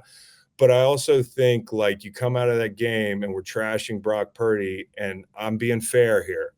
He made the throws he had to make in the fourth quarter. That throw he made to Jennings on 3rd and 10 was incredible. And then the 3rd and 5 to Ayuk, the honey hole ball to Conley on that last drive. Like, he did the things he was supposed to do. And so, like, for most quarterbacks, that's the conversation. It's like, did you do enough? And I think in that situation, he did enough. And ironically, Jordan Love, who I would take over Brock Purdy if we were drafting, he did not do the things that you had to do, and that had to make you excited as a Bears fan. Yes, it was. The other thing that with Brock Purdy, especially that Saturday night game in the rain and everything, I do think that we kind of diminish the fact that Debo got hurt, and Kyle Shanahan probably had a big portion of that game plan around Debo Samuel. So now you're like, all right, this is how we were going to attack him, and now we've lost Debo Samuel. Like, it's not making excuses, but it does change how a quarterback can look. Yeah, it's real. It's real. And I'm not caping for Brock. If somebody's sitting here listening, like, you know, because people will they're so emotional in these quarterbacks. Like, I'm not saying he's elite, but what I am saying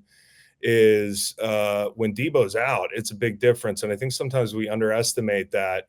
I think also another interesting thing with Debo is, you know, he said he wanted to get paid as a wide receiver and a running back. And now we're seeing why, because he really does take on like a running back load. Like, he does not – I love Debo Samuel. He does not care about getting down. Right. Like, he's always going to take contact. And, like, that's something I respect. But at the same time, for the Niners, you know, the guy hasn't played, I think, a full season in 5 years. Like, and that comes with the territory of being him. But when these games pop up, you have to have contingency plans. You have to have other options and other ways you can play the game. He is so important, and I think they missed him. And now you go into a game against the Lions. Like, I don't know about you guys. I saw 7 points as soon as the game finished, and I know there's a reason that number's being hung there, but I don't know about you, Dan. I rushed. Yeah, so about the Lions, because you are a defensive guy, and it's been fair all year to be like, hey, look, the Lions offense is dynamic. Their offensive line is great. They can run the ball. Jared's been playing at an elite level, but their secondary is a concern. It feels like they've gotten a little bit better here in the stretch run. Have you noticed that, or is it more like they're holding on and there's, especially the Rams game where it's like they look great at the start of the game and then they kind of held on at the end? They're always going to have to hold on in the end a little bit. I mean, they definitely, like, if you go into next year with the Lions, you're like, yeah, we need a lockdown corner or something like that. But I think CJ helps coming back. I also think Aaron Glenn, as much shit as he's caught this year, because at times they have been bad, like just capital B, bad. But like since week 10, we looked at this early down pressures. You watch these games. I think Tampa had a 3rd and 15, a 3rd and 17, a 3rd and 18 all in the first half. That's because of early down pressure, and he upticked the early down pressure by more than 10% over this time period. And when you're talking about 24% to 38% or 36%, like that's a big difference. It's not like 70 to 80 guy math. I heard you guys talking about. Guy math, boy math. I thought it was great. But like that adjustment to me, if you want to like cover up some of the deficiencies you have on the back end, like let's get people off schedule. And I think like sending guys like Melon Fonwu, sending guys like Brian Branch, they've done that really well on early downs. And I think this week you got to be careful, because Shanahan, he's a little bit different. Now they did it to McVay, they did it to Baker and Canales, good coordinators and offensive minds, but this is different. I think you got to be a little careful. Yeah. You brought up Brian Branch. Where are we at on the mouthpieces as accessories trend that's going on in the NFL? Brian Branch, he's the only one that I like because he's got the green mouthpiece that sticks out like an antenna above his helmet. I like that one, but you see guys like Pickens wearing 2 mouthpieces, neither one in their mouth. Diggs has his flopping all over the place. Did you ever do that? No, I had to bite down on my damn, on my mouthpiece so I didn't like bite my tongue off or chip all my teeth. Like when I hit people, I crack my teeth. And like, I just cannot believe that some of these guys are out there like just raw dogging it there. Yeah, it's crazy. Like, it's insane to me, but it does look kind of cool, I guess. I thought we were cracking down on that stuff because they used to be real sticklers about your mouthpiece, and they used to be real sticklers about your chin strap. And I think that they give the skill guys a little leeway. Yeah, the there. dude on Georgia he's got one in his mouth, one hanging from his mouthpiece, and then another in his ear hole. He's got 3 of them. It's crazy, dude. Accessorizing. Yeah. I mean, and if Branch plays football the way he's played at times, he can put a mouthpiece pretty much wherever he wants. I mean, on his body. Yeah. I got one last thing about the NFC Championship game. Then I want to ask you a little bit about coaching and some of the vacancies. So we were talking about it on Sunday. The one thing that's crazy about the Niners defense is they have these dudes kind of opposite of the Ravens. They have the names on the defensive line, but a guy like Chase Young, it feels like multiple times a game he's biting on fakes or he's going down and not setting the edge. It feels like the Lions' run game should be able to move the ball on them. What is it about the Niners defense that you've watched where you're like, is it just undisciplined? Because they have the talent, but there's times where it's like it doesn't feel like it's coming through on what they're playing. Well, I think there's part of it's discipline, sure. I also think you look at a defensive line like that, and those guys make a lot of hay, as sack artists, a lot of their names because they're great pass rushers. They're also good, stout run defenders. It's not like I look at Chase Young and say he's a liability if you run the ball at him, but they're aggressive. And, like you come out of the Dallas game when you're Green Bay and going back to that game, I think people were like, are they going to be able to do this against San Francisco? Let's not, they're not certain other groups in the run game. Like you can get yardage on the ground on those guys. And for Green Bay, it was, let's hit the perimeter. You got some really fast flow linebackers, let's get Aaron Jones out in space.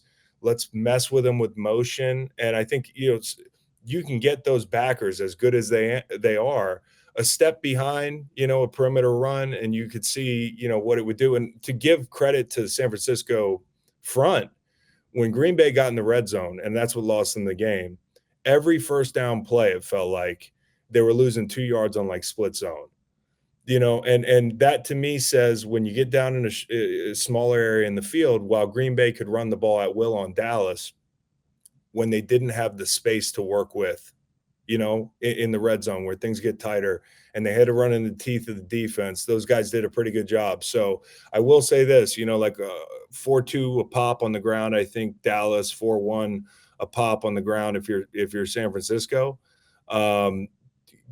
Detroit can run the ball. Yeah. They're going to be able to, they got a guy, Penei Sewell, who you guys know I don't think you understand how frustrating it is to see not only the scheme. I think they build the scheme around the offensive line. Some teams build schemes around quarterbacks and this sort of, not taking anything away from Jared because he's been great, but the run game is what butters their bread. And so Penei Sewell's a guy who I've seen him in the open field running at a defensive end where you're like, all right, I have to set the edge on this guy. He's trying to kick me out. He's the only guy I've seen, and maybe Trent Williams could do this ironically because he's the other guy that you can build things around in the run game that are very creative. He'll pass you up. He'll fake, so you stop your feet. He froze. He got us with a hezzy. He froze. No, wait, you froze. You got us with Penei Sewell. You literally froze when you said stop your feet. That was perfect. We were like, oh, wait. There you go. So even on Riverside, Penei Sewell has hit me with the hezzy. It's like, but that's how athletic he is. He's gonna pass up the end man on the line of scrimmage, block him by the threat of him running you over, and then slow that guy down so he's not part of the play, and then go run Jamel Dean over. Yeah. And I think the only guy that's like that really in the run game is Trent. And so, Ragnow's out there playing his ass off. Those guys work really well together. Ben Johnson is a real good coordinator. Yep. And I think he's going to be able to run the ball a little bit. Yeah, that's a great point about Penei. That is, you do see that a few times a game where it's like the threat just stops people. You can't do that with anybody. You get scared. I would just to be fair, because I know Niners fans are sitting here and thinking like, hey, we're just building up the Lions.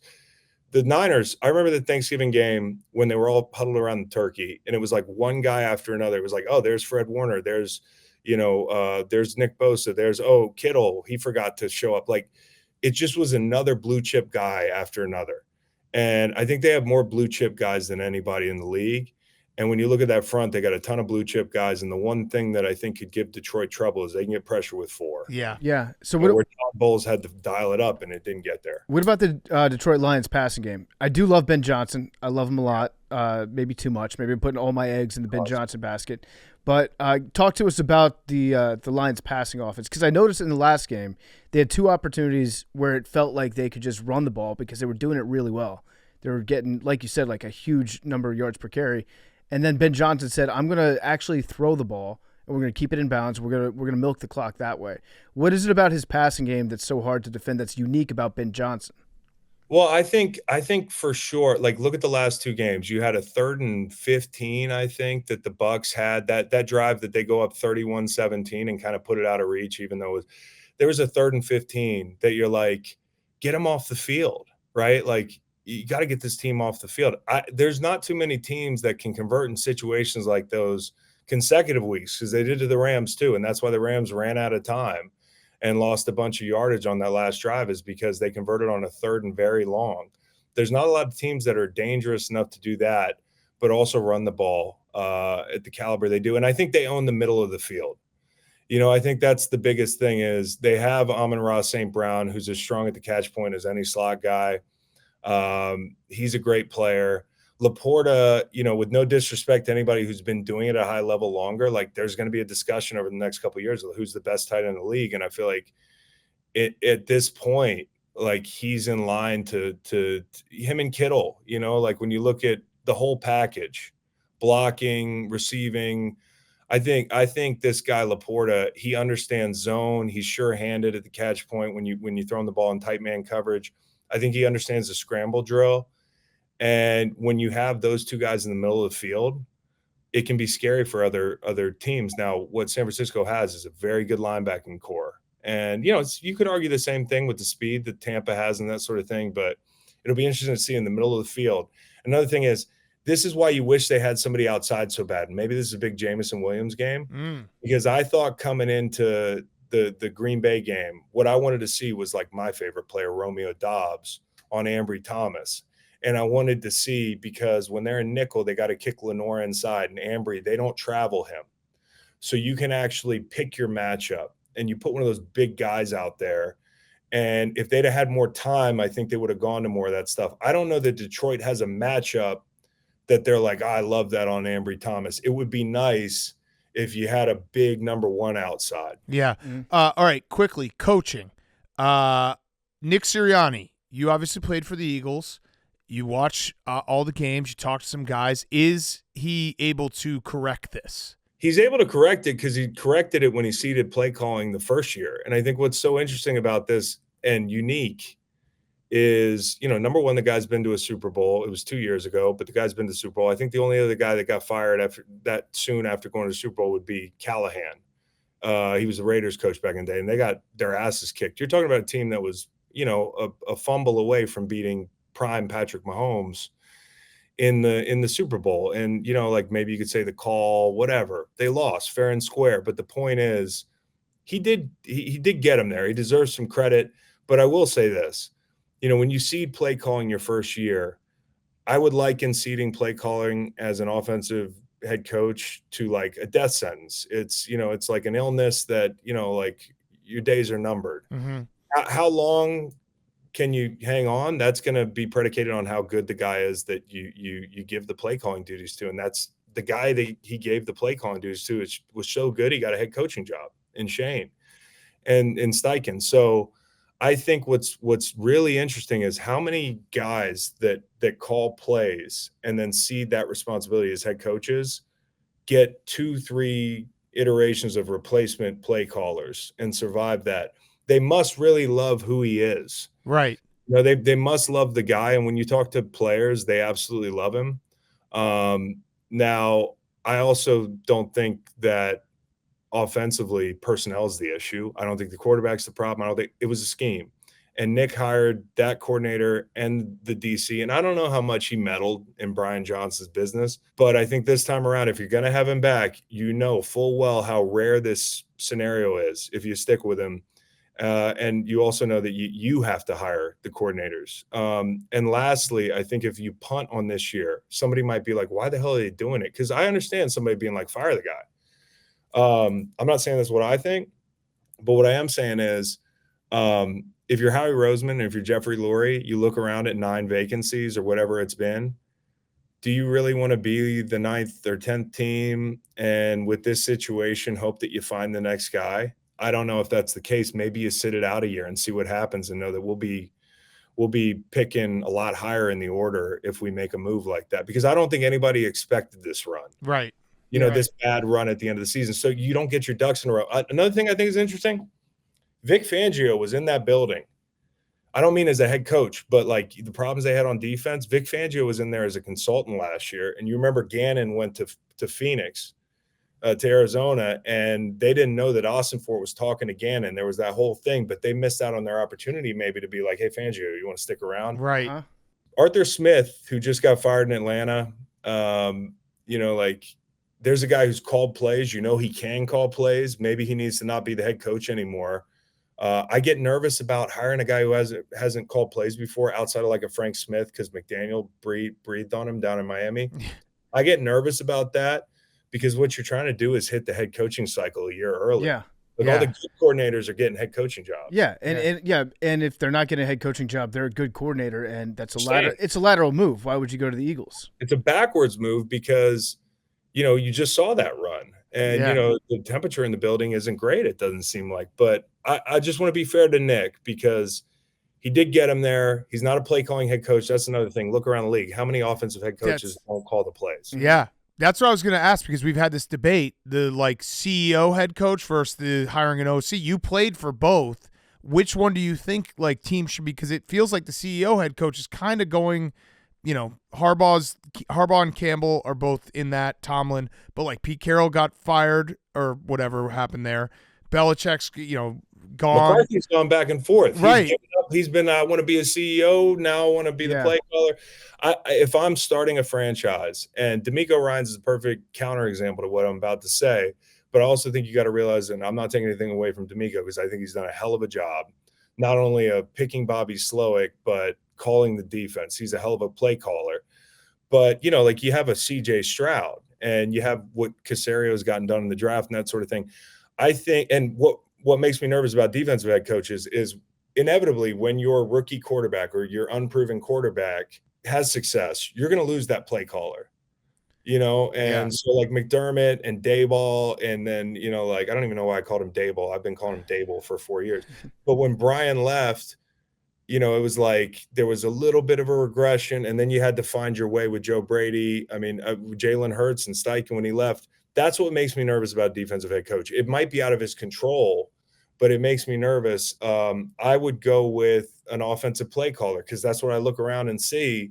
And I don't trust owners to find the walk-around guy.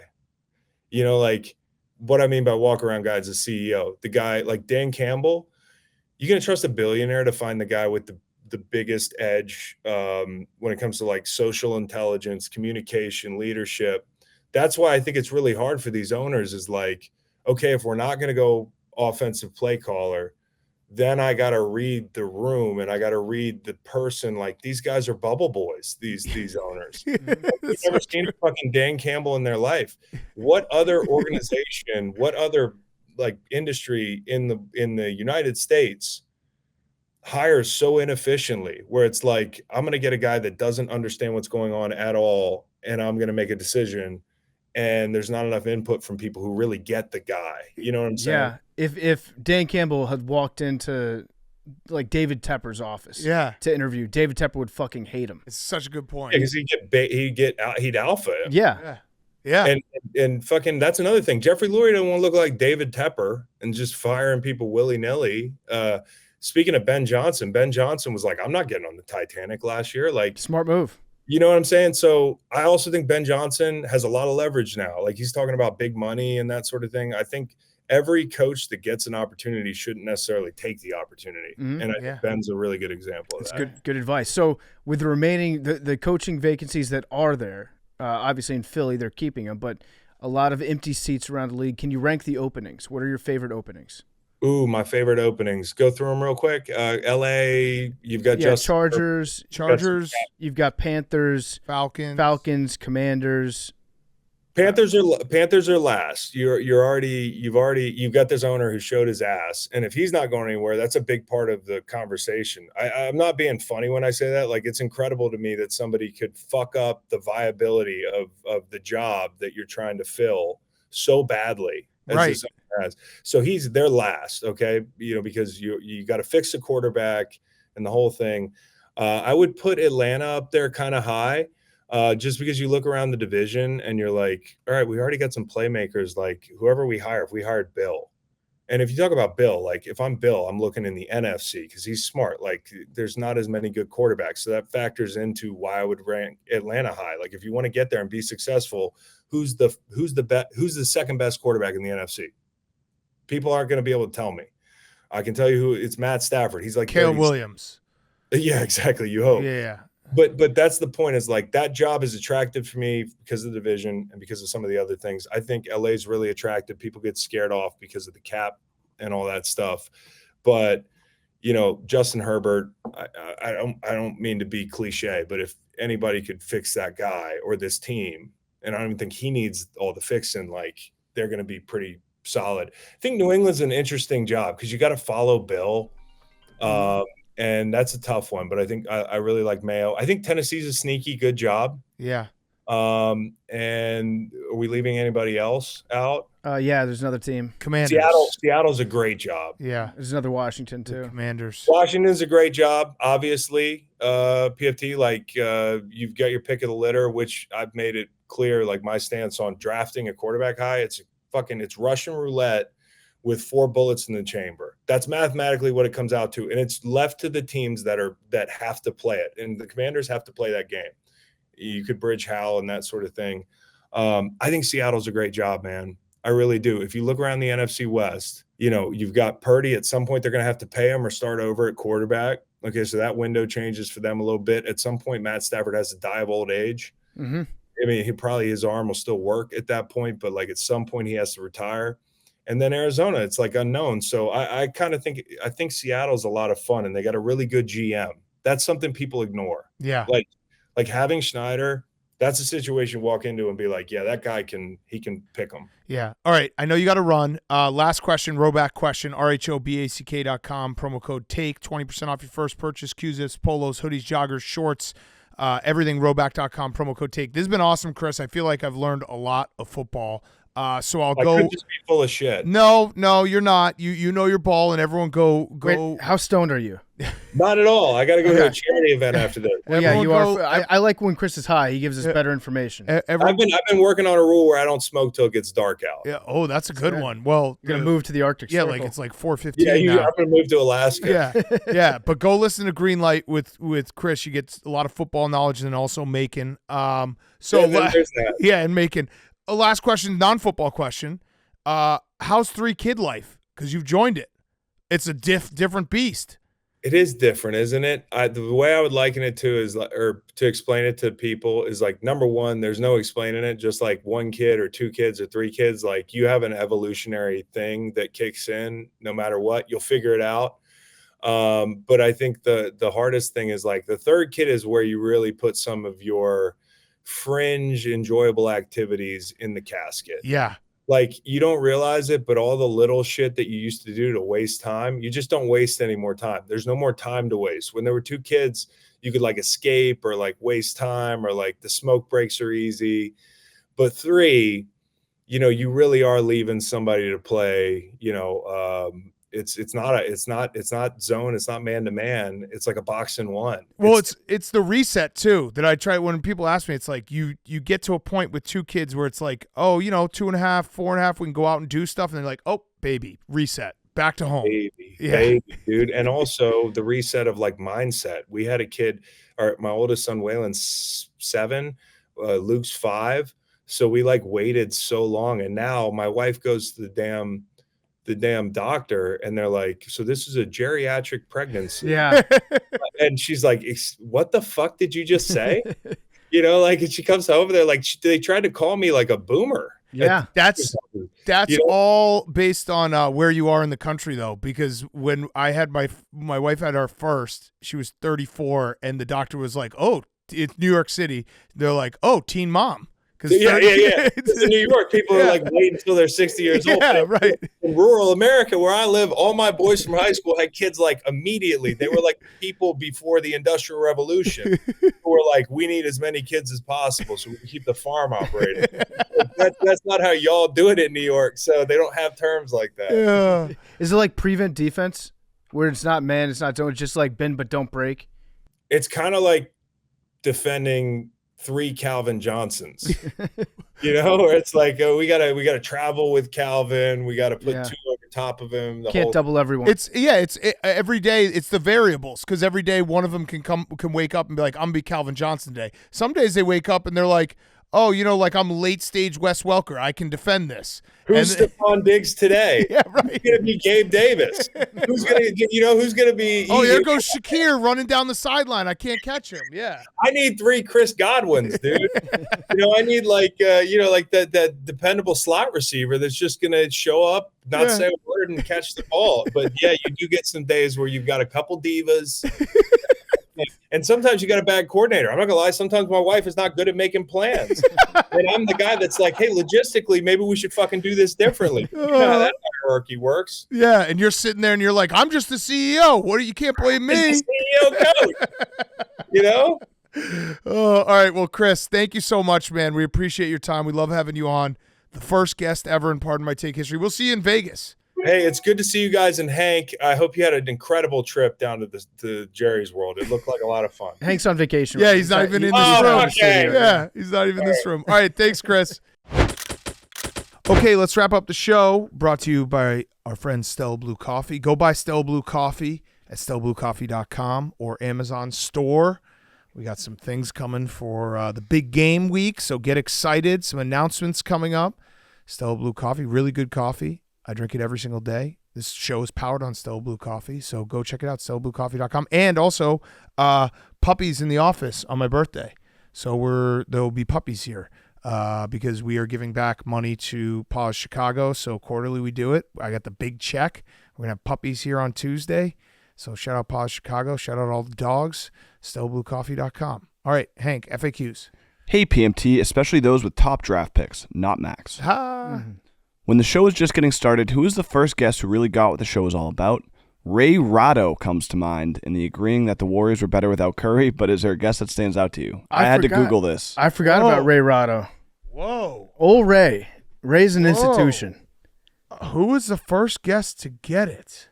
Do you have a list of the first guests? Chris Long. Yeah, he got it right off the bat. Got it. Who was it?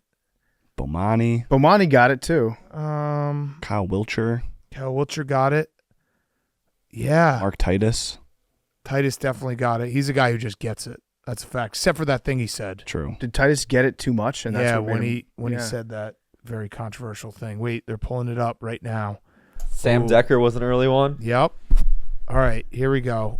Titus was so we went Chris Long, Titus, Sam Decker. Oh wait, Chris Long wasn't the first. Mike Portnoy. This is also not an official list. Mike Portnoy. Just found this website. All right, keep going up. Keep going up. Let's see. Stacey King did not get it. Brandon McCarthy is a good one. He got it. Yeah. Johnny Bench. Yeah. We had Johnny Bench on the show? Well, remember, so he didn't get it. I don't think you were. Johnny Bench did not get it, but remember, there was the only time we did. There's only 2 times I think we've done interviews not with both of us, or 3 times. One was rugby player. One was Super Bowl in Minnesota. You had to had a family emergency, so I had to interview Alex Smith on my own. And the other one was right when we started. There was a Chicago card convention, and I interviewed Barry Sanders, David Justice, and one other, maybe Stacey King, and it was we need both of us for the interviews. Dr. James Andrews got it. Dr. James Andrews really did get it. Kevin O'Connell, I filled in for you. Yes, Kevin O'Connell, but I was there. Yeah. Peter King does not get it. Still AJ Green got it. Still owes me money. Yeah, AJ Green does. Richie Incognito got it. Oh, Randy Moss got it. Yep. And Blake is early on as well. Blake Bortles, he definitely got it. Zach Campbell will probably. Oh, Marlins man still doesn't got it. But he does. But he does, but he doesn't. He doesn't get it so much. He's that perfect. He I don't want to yeah. touch him. Michael Rappaport didn't go well at his end at Barstool, but I'll say that the first couple interviews were very. I mean, the cat killer saga was. He did hilarious. take the cat killer accusations very seriously. Yeah. And this is good. This is a trip down memory lane. Blake Griffin has always gotten it. Actually, I would say, you know what? Out of all the people on this list, there's a lot of people that we named that we knew going into the interview, so they got it. Joe Buck might be one. Yeah, he didn't know us. Yeah, and then he got it. Joe while Buck he was being the interviewed. gateway drug for everyone getting it. Yeah, that's a fact. Death. Yeah. Oh, that was a good episode. Yeah. Large feline, future Ben Johnson fan, draft guru Hank, and friends. What's an idea you guys had for content, whether it be on the show or just for Barstool in general, that you really liked but couldn't pull off for one reason or another? I've wanted to rent a convertible on every single trip that we've been on together. You also wanted to rollerblade from LA to San Diego. Which I think we should have done. That would have been a great grit week, wouldn't? The one that still makes me laugh to this day was when we went to New Orleans for the national championship game. And PFT very seriously was like, what if we got a fan boat to go back to Baton Rouge that night after the game? Mm-hmm. Like people would be like applauding us coming to Baton Rouge. No, I think it just would have rocked. I think we made the right choice staying in New Orleans, getting Joe Burrow and Coach O on the podcast. There's like a common trend in all these ideas, which is very inconvenient modes of transportation. Correct. For content. Correct. Thankfully, I've given up on that. I'll be getting an El Camino soon. There we go.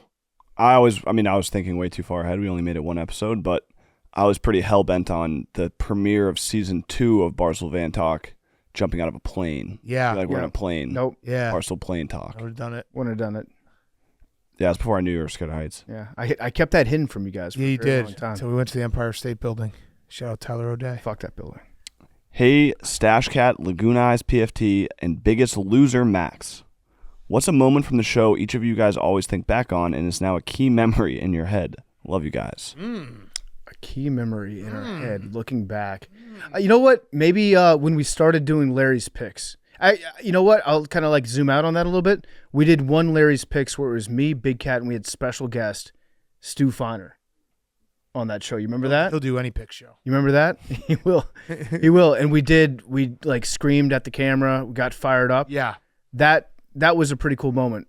And then Stu, obviously what he's become, like he's now fucking Stu Feiner, baby. Yeah. Yeah, that one was a big one. I'm trying to think what other like. Well, no, we did. No. You did it without Stu Feiner. We did it without Stu Feiner. We posted on Facebook, and then he commented on Facebook. Oh yeah, we saved his life. He said he had a gun in his mouth. And like someone we worked with his neighbor. Uh-huh. And was like, I can get you guys Stu Feiner. Yeah. And that's how that whole thing started. I feel like any of like the times where we've like been let into facilities have always still kind of blow my mind. You know what I mean? The Rick Pitino press conference. Rick Pitino press conference, yeah. But like I'm trying to think like what was the first facility? Like we went to Kansas City. They were like, remember we walked Bills. into the Bills. We didn't go in the facility though. Remember when we walked into the Kansas City Chiefs facility and they were doing a retirement day for one of their former players and they were all lined up on the staircase and we thought they were like welcoming us and like clapping for us. We're like, holy shit. It felt like the ending of Big Fish. Yeah. When the guy's going out to the lake. Yeah. Oh, Vikings. We went to the Vikings very early on. The Cubs spring training. That was kind of like a holy shit. Like Theo's sitting with us. This is pretty damn cool. Yeah. I remember the first Sunday of the first football season, the Boomers, like that wasn't a plan. Yeah. That just kind of happened. I remember like, the first one. We should do this. Remember also the first couple of football seasons, we would not watch all the games together. Yeah.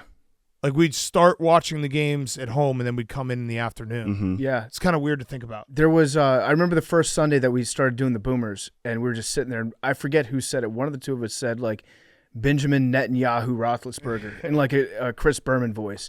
And they're like, that's good. We should write that into the show. Yeah, we got the music going. Yeah. Fired us up. Besides colleagues from the office, what do you guys miss most about NYC? Or what's the biggest upgrade and what's the biggest downgrade moving from NYC to Chicago? I miss living in shit all day and walking to work through piss and then never not being around people all the time. Yeah. There's parts of me that miss a little bit of NYC just because it is true. Like if you've ever lived in New York City, you do feel like you're in the center of the world. That there is that like feeling, you know what I mean? Where like shit is happening. But yeah, and then I miss Rhone.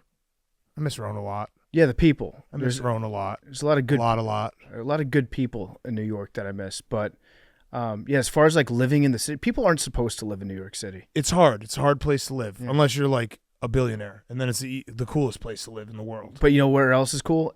Everywhere else. That's true. That's a fact. Yeah. That's a fact. But like those Billionaire Row on Central Park, that's a pretty cool place to live. Yeah, it's not bad. Yeah. But guess what? If you're a billionaire, you still have to deal with traffic. That's true. That's a fact. great I was equalizer. thinking about that the other day, like how I would go from Brooklyn to work. It would take like 45 minutes to an hour, depending on everything.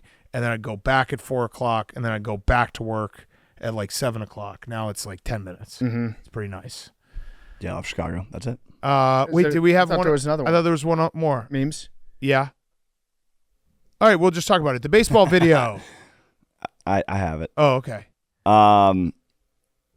What's up, PMT crew? Oh, this is a plant. This is a plant. Yeah, this is a plant. So let's talk about it. The baseball What's video. up, PMT? Mostly pug. So did you write this memes? What happened to the Dinger's only punishment footage that it will never see the light of day? No, it's coming. It's coming next week. So How many heartbreaking losses will Max get away with before he has to do Soggy Sorrows? Oh, yeah, we got to bring back Soggy Sorrows. we do have to bring back Soggy Sorrows. I mean, at this point, if Max hasn't done it, Yeah. it's kind of like no longer a thing. You've had 5 different things you've had. When the Sixers lose this year, we will do Soggy Sorrows. Fine. And if the Sixers win the title, the rest of the podcast will get wet. Hank kind of did it. Yeah. Yeah, No, Hank if- after if- the Titans beat the Yeah, Patriots, but right? if the Sixers beat And the after the if Cowboys. if- Cowboys. Yeah. Oh, yeah. If the Sixers win the title this year, we will do an entire podcast with all of us sopping wet and Max completely dry. That's fair. I think that's fair, yeah. That That's sounds completely great. fair. Never going to happen. So the baseball video is coming out next week. So here's the deal: we taped it. It was great. We wanted to get Joe Buck involved somehow. It's coming out next week? Yeah. Should we? No, if it's not out next week, just But should we tweet at say? Max. Should we say that? Yeah. Let's say it. I mean, it's What been if? it's been done. The video part has been The done. video has been done for the last Yeah, 2.5 we months. so Joe Buck has been working. I don't know if everyone knows Monday Night Football. We have scrounged up all of our money, and we were able to hire Joe Buck for approximately 90 seconds of the call. Then we're going to have our good friend Nick Turani call the rest of it. So Joe has been gracious enough. 90 seconds, that's all we could afford. We So sold all of our bored apes. It's against the University of Illinois Chicago, Yeah. against their varsity baseball team. I want to know what people think the over-under is going to be for runs allowed. Yes. 6 outs. I'm pitching, Big Cat's catching, Max in center field. Hank, where were you? Right. Jake, where were you? Left. Left field? Yeah. Yeah, 6 outs. 6 outs. Jersey Jerry umpiring. Didn't give us a great strike zone. No, he did not. Jerry called it fair. Well, All yeah. the Let's fair. not give too much away. All right, well, that's what we got. Yeah. So get excited. It's coming. We're going to get it done. I thought it was going to be after Super Bowl. I had that written into my All right, so it's after Super Bowl, not next week. nice. Oh, you had it written into your Oh, is it part of the? stand-up? Okay, so it'll be after Super Bowl because you know what? That'll be our vacation week anyway. So you'll get Dungeons and Dragons, you'll get the baseball video, you'll get everything. So All right, we'll do the best of next week then. Okay, fine. yeah, so just Because we were to gonna- tie things up Oh, here, we do the best of. We're When gonna the- do the best of when the after. video doesn't come out next week, should you or should you still not tweet at Max? No, you should asking tweet where at the video Hank, is? 'cause Okay. Hank's Well, no, they the can one put it out holding it next up. week. They can put it out next week. We talked about this a couple weeks ago, and it was said after Super Bowl, so I planned for that. But Okay. I don't want to ruin your Here's- bit. no, it's one joke. I was just going to be like, I actually pay up my bets on like PFT and the baseball. Oh. That was the joke. Yeah, Raucous laughter. You know what? Here's what we'll do. Here's a good I'll compromise. still say it anyway. Here's a good compromise. We'll do the baseball video after the Super Bowl. We'll do the bonk list next week. People want the bonk list. We'll make that a PMTV. Yeah. Mm-hmm. Well, it's going to be on the podcast. Oh yeah. Oh, you need a PMTV? That's why we need the baseball video. No, that's not. We don't need it. I was just. You know what? You'll get everything when you get it. We Put the baseball video out next week. we do have this. We do have The baseball video. You already a you best burned of my as joke. well It's that fine. we are just sitting on. All right, We don't know when to put it out. baseball video, best of, and bonk list all next week. that's almost too much content next week. No, I don't know. You're gonna get it. We're gonna plan everything and we'll update everything for you on Friday or Monday. We'll tell you the schedule. That's fair. Also, all the people that bought tickets to Vegas, you're sick fucks. Oh, we crashed the site in 2 seconds and then it sold out in like 4. You were kind of worried, Hank. You're like, can everyone promote this? Well, it's like who wants to come to this? Everyone. Yeah, everyone All the wants. AWL. Everyone. No one should want to come to this. Everyone wants to go to it. You're gonna be great. So sweetie. excited. I can't wait for you. Break a leg. Numbers. 18. 20. 3. I'm gonna go back to 71. 99 pug. Actually, 40. 86. Can you just change like that? Yeah. All right, I'll take 8. Oh, Kobe. Yeah. That's what I was thinking. Before. What was everyone's number? Say it again. 18. 20. 99 pug. 86. That's Shane. I have 71. Hank, what do you have? 40. PFT has 8. Mm-hmm. 59. 59. Love you guys.